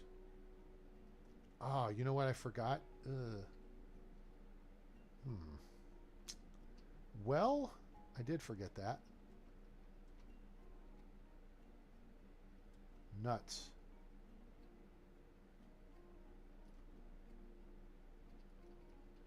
I was going to put a toilet in here somewhere. Thought about putting it on this side. In theory, you could put it in the nurse's station area. You could just put like a little, 1 by 2 toilet space. You don't want to zone it as a bathroom because then patients will come and use it. Although they can't go into the nurse's station. So I think it would be legit. So let's just take a look here real quick if there's something we can take out here. Why is everything invisible? Oh, because I'm on flooring. We don't have to have this. We don't have to have this. This can go in the hallway. That could go right there, for example. Which means we can move this over here. Means we can move this over here, which means we can take this and move it over here. That's good to go. I think that covers most of the space. Yep. Okay, so we want to put a toilet in the nurse's station for the nurses to use. 2x1. Put a door on it. And enter here. And we go down and put a water closet. Boom, done.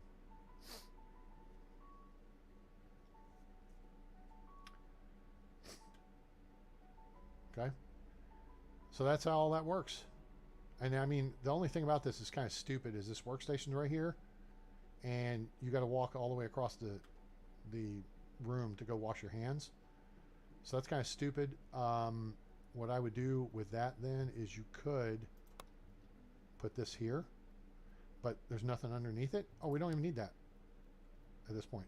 You could go right here, but you want to use this. So what we'll do is we'll actually rearrange the room. So watch this. Move that. We'll move this in here. Move this out of the way. Move this over here. We're going to move the desk like this. I think. And then we're going to put this here. I'm not worried about that. You know what? Let's worry about that. Put that there. Now that's going to say this thing won't work there, but it's bogus. It will. Okay, now this works over top of the sink. Ta-da! And there we go. Now we've rearranged the space. I mean, you could, in fact, turn this towards the back, but I don't think you want the nurses having their backs to the action area. Does that make sense? Right? So, there you go. And again, this is Department of Redundancy Department. You don't have to have this here. You can put it out in the hallway. It's got to be on a wall. So we'll put it actually here for now. Just tuck it out of the way. And then we can get our water cooler back in here. And again, if we're going to do the water cooler, we might as well put the water cooler next to the tray thing. Yeah, there, and then boom. There you have it, gang. You like apples? How about them apples? I'd actually move this over here too. And then you got to put up a, see, it says regular ward. We're not doing a regular ward right now. If we click here, it wants a regular ward, but if you click here, it's the nurse's station. And we're good to go. So with fun little stuff like we did there, like creating this notch for the wheelchair, like you don't have to have this wall piece here, but legitimately you could. We had those in non-invasive cardiology. You had a notch in the wall space. So it's kind of like a closet with no doors. And that's where we parked the wheelchairs to get them out of the main hallway, because we'd have like stretchers and stuff out in the main corridor, which we didn't have a lot of room, but we had, we had room. So now let's see if we can get this finished up so you guys can get on what you're getting on, and I can go get some dinner. Let's take the simple basic wall thing. Let's just connect this across here. Bada bing. All right. And then let's rotate the view back over here and say for now we're going to try to put in 2. Let's go to our prefabs. General surgery. No. Our stuff. We don't want a double ward. See, the double ward shares the bathroom with single wards. And this is backwards. So we hit the R key to rotate it twice.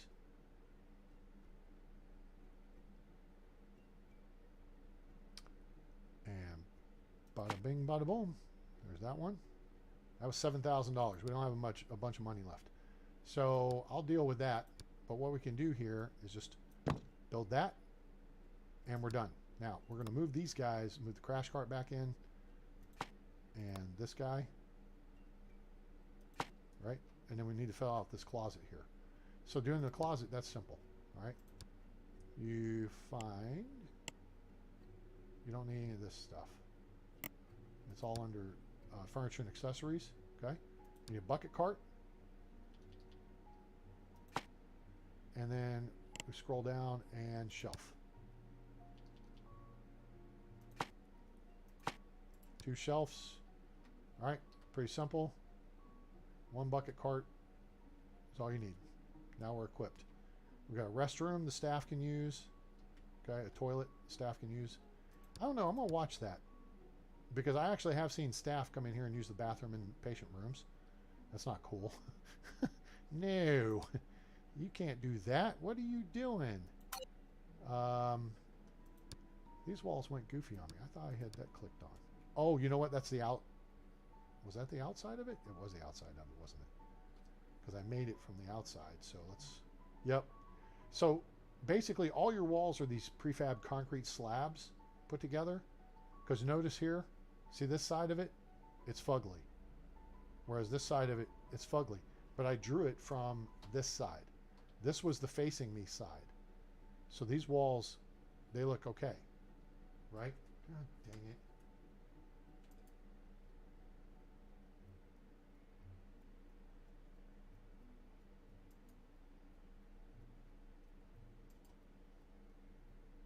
Okay, hang on. Right, that was deleted. Report it. And goodbye. Okay, that should be out of there. Anyway, you don't have to mess with it. The walls are the walls. They're fine. But that gives us now a room here. Now all we need to do is zone it. This key. To rotate the views left and right brackets, that's the things right above the enter key on your keyboard. And then page up, page down takes you up and down floors. Now we come down here and click on this. And, oh, we've already zoned this. So happy, joy. If we click on it, we show nothing doing, right? We're good. Let's hit play. Well, let's close this. Now we can go back and play. Oh, we do need to hire a couple nurses up here and people. All right, so select general, okay. And now it's showing all the workspaces. It's showing all the floor space. Oh, we need to actually make set this up here.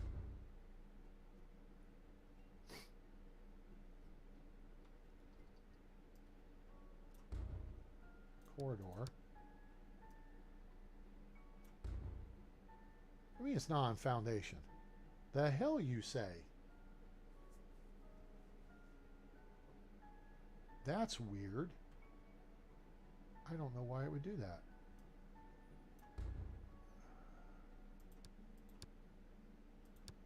Oh, wait a minute.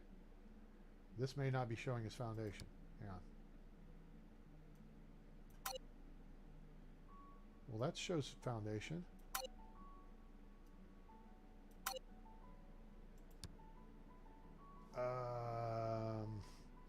Okay. Here's the issue. It's reading it off of this here. So what we'll do is go back here, and we're going to go down here, click on this, and that gets rid of all that. Corridor. Boom. Boom. Problem solved. All right. That's how that works. All right. That's how baseball go. So what it was is it's because I had that planning running all the way down over this empty space here, and I joined it all together as one giant planning space. That's why it was doing that. All right. So I could go back now and I could replan it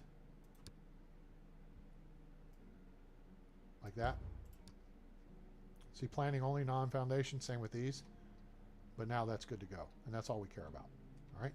So now nobody's been assigned to this bed just yet, but we're going to get there. I'll show you what we're going to do with that because we're going to change the room over to HDU downstairs. So let's, we're going to put one nurse up on the floor. Elizabeth Johnson's looking pretty good. All right. Now, you got all these little things about them. They're quirks and stuff. Okay. Some things are good. Some things are bad. She's a super fast worker. Like, who is this? Linda Hill? Let's look at Lisa. Oh, wait. Who's Elizabeth Johnson? She's a hard worker. Does not take free time breaks, which means she can get tired and worn out. But she's got 2 other hidden perks. We can pay $1,000 to see them. We're going to do that just for giggles. She's a drinker. That's not so good. And she's germaphobe, which is okay. because we have hand wash stations everywhere. But the drinker thing, that's a problem. All right? She's the most expensive. She's the most capable. But we ain't going to hire her. Now, Elizabeth Green's the cheapest. She got 0 patient care, 12% receptionist. She's a front desk person. She's not up here. She's a day shifter. Okay? She's a gamer, which means she rests much faster. And her rest levels decrease slower, which actually, these are all good perks, but not terribly helpful for what we need. Now, so that narrows it down to these two. All right, let's look what we got here. Lisa Rodriguez, 40% on patient care. Linda Hill's 48. So Linda Hill's better. They're both 9% on medical surgery. So they could assist in medical surgeries. We're not going to really need them to do that. Okay? Now, Lisa is cheaper. She's a people person. And her rest levels decrease slower. Linda is a fast mover, but she has dirty feet and she's frequently late to work. So we're going to hire Lisa. All right, so now we got a day shifter and then we need a night shifter. We're going to put the night shifter over at this computer. And if you want to change staff around, see how there's a little button here with 3 dots on it? Assign employee. You'll see different employees. We could move someone up here from a different floor if we wanted. Yeah, so we probably don't even need to hire new people.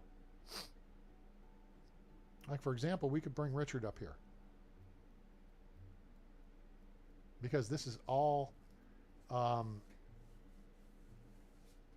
the general surgical or general hospitalization.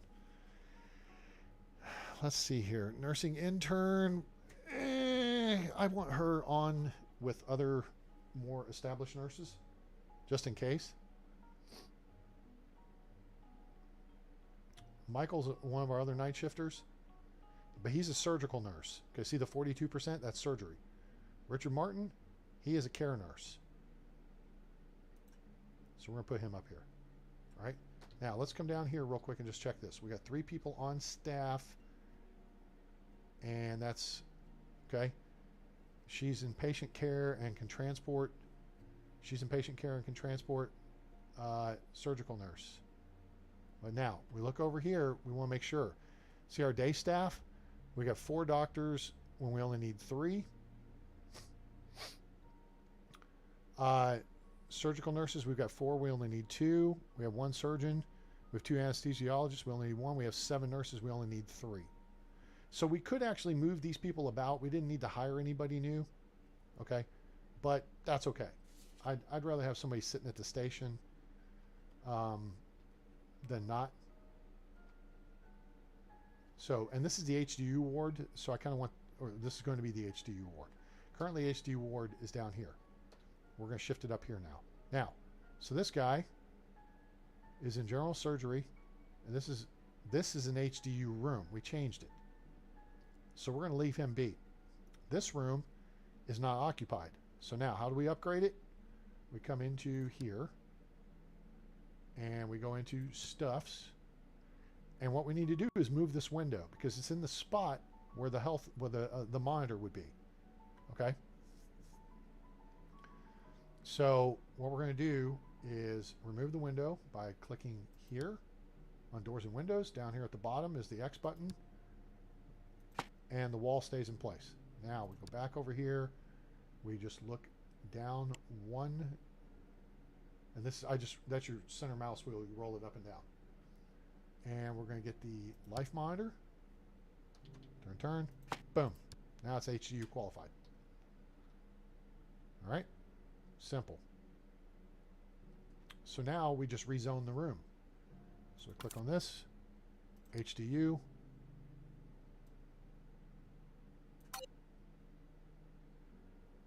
Click. No. Darn it. Click on HDU.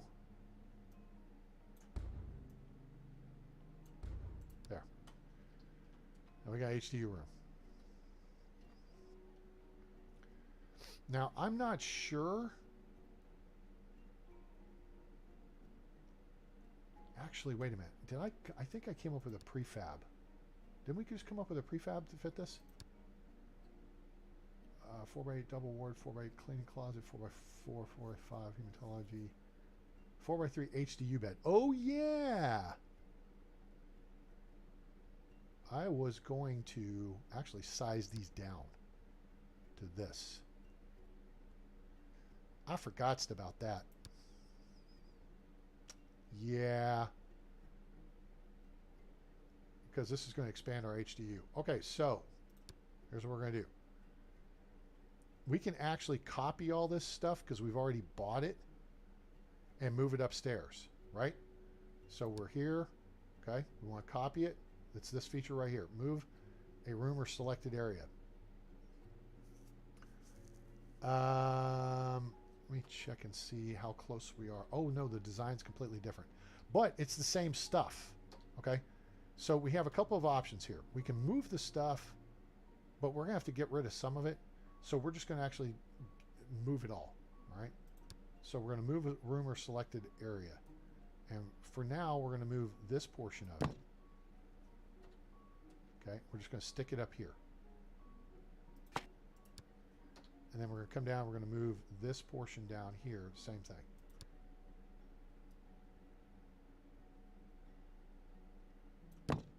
Okay, see that got the window and everything. All right, and it got the doors too. Okay, so we're just going to use these pieces to build this room. All right, like the couch or the sofa. Sofa goes there. Okay, cool. The bed needs a wall, so we're just going to build a simple wall. Okay, the bed turns here. This part goes above the bed. This part goes here. Because again, we're keeping our options open. And then we need the defibrillator. We actually need the wall segments too, but the wall segments are super cheap. So we're not too fussed about that. So we need the sink and the mirror, which there. You got to get the thing on the wall first. There. Okay. This is going to go here. We can't put it on the wall yet because we don't have a wall yet. So we'll just put it over here on the wall. This is going to go here. The doors we can't move. The clock we can move. That'll go here. The cabinet setup we can put here. Okay. The wall chart, or that goes there. Right, you see how we're reusing everything?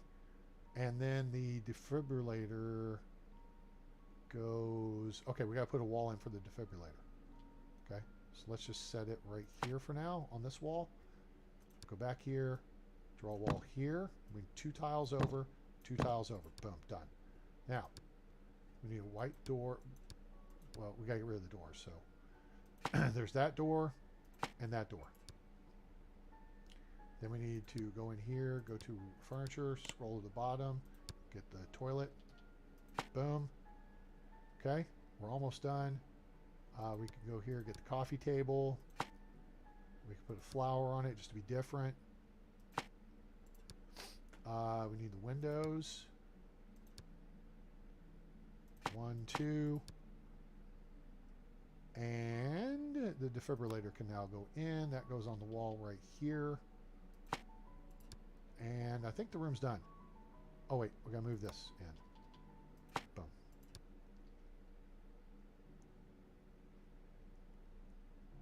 I think that's it. I mean, yeah, this cabinet's different, but who cares? The problem is we would have had to delete the TV to change it, because they basically become one unit. So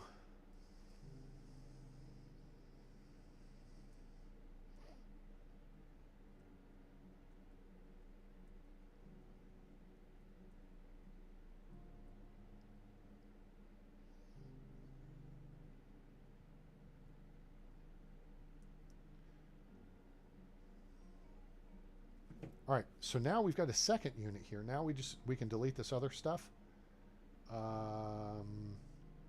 Yeah, whatever. Hit this. Hit the bulldozer. We could have moved that window, but we don't have any place to move it to. Okay.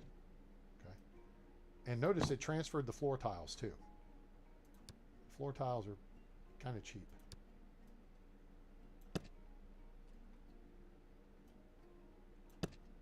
There's that. There's that. All we need to do is extend the wall to there. That's as far as we need to go with it. So, what we do is take out this wall here, and then just put in a new wall here and here. And there we go. Now we got 2 rooms. And it's already zoned for what we need. So now, down here is where the change takes place. So what we're going to be doing here is twofold. First off, we're going to establish that there wall. And then we're going to clear the zoning. Click this. Click on the gray button here. Dezone that. That dezoned everything. Okay. So now we're going to set this up as an HDU. It's going to be 4 by 3. Okay. See that? So now it's missing stuff. That's fine. This is the cheap aspect of it. So we're going to take out this wall here. Okay. We're going to put in a wall here. Actually, no. We're not. I don't think we're going to put in a wall. I think we may leave this open. Let me contemplate that one. But the point is, now we can go to our prefabs. Now, I'm not going to have enough money for this, I think. In fact, I know I'm not going to have enough money, so I'm going to click on the dollar bill thing, and we're going to up our loan. And now we go back into building and prefabs and yeah, here. And we're going to do 4 by 3 HDU bed. Oh, it does actually have a wall. I forgot. Okay, so 2 more things here on the construction side. First off, we're going to take out this door here. Okay, so that wall, resumes its place. And second, I don't know if we're going to need to put the wall in on the front for front side. What's going on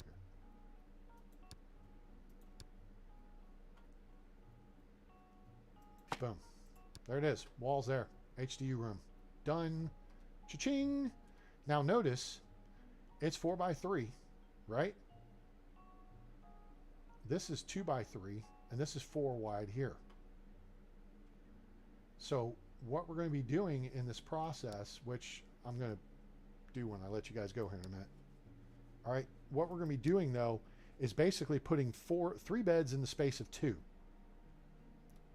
So 3, 6, 9. Oh, that's 8. Oh, I can add. I forgot. This is 8 wide. Oops. Well, anyway. So if we do this as a multiple of 3, it's 16, and then we're going to put a restroom for the patients. And we'll probably split it 2 and 2. So we'll do 6 wide. And wait, what was the total? The total is 16. So we can do, that's 5 of them. And then we can have 1 toilet. I don't want 1 toilet for 5 patients. But we could do that. It wouldn't be the worst thing in the world. It is an option. We could also change the alignment of the rooms a little bit, but I really don't want to do that. I want to have them basically as accessible as possible. The one thing I do want to do is add a window back in. Right here.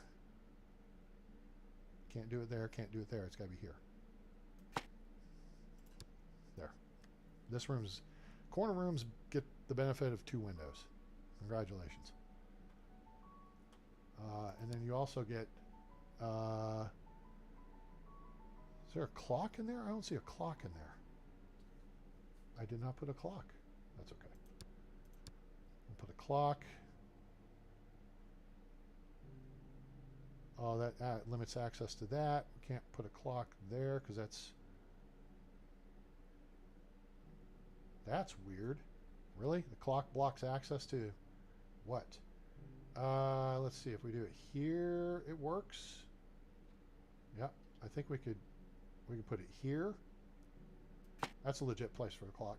And then we'll do poster for accidents. Patient rooms, you want to have you want accident control. Okay, the reason, and that's dumb. If it won't let you put it on the wall here, because that's the spot where the doctor's coming in and out of, really it's more of a decoration. And it's still going to show up the same way. But, you know, it's saying you could put it here, but then it's hidden behind the door technically. But whatever, that's fine. Oh, I know what we'll do. I know what we will do about the restroom situation. We'll build it here on the end of the hall. So we'll have 2 tiles here. And what we'll do is, yeah, this right here will turn into like a 2-stall restroom or something like that. With like a sink in between. So it'll still be 3 tiles wide. But see, we're getting a tile of hallway back here, corridor back.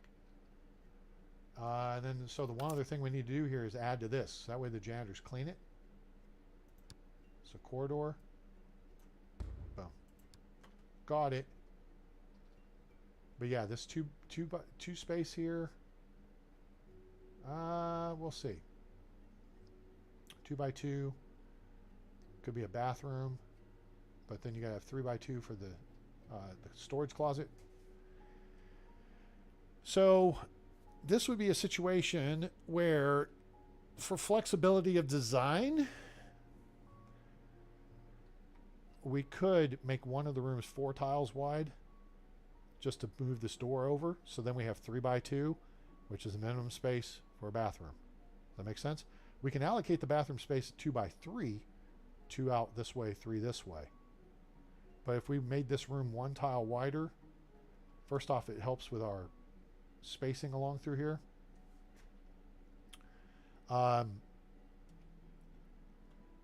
And so then we would have a 4 unit, a 3, 3, 4, which is 8 and 6, which is 14. And what's our total width here?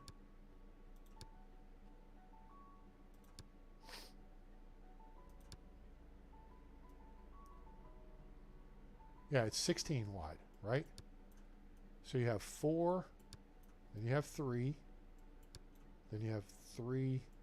I mean, you could do 4, 4, 4, 4. If you're going to, you know, and then in theory you could just put the bathrooms here and it's all good. Whatever. You got all kinds of options. It's the point of the exercise. You got options, okay? So in theory, we could have a single tile corridor here. Oh, ooh, I just solved our issue. I just figured it out. Hooray! There's nothing saying you can't have a corridor right here, 1 tile wide behind a door, and then make the storage closet back here for cleaning.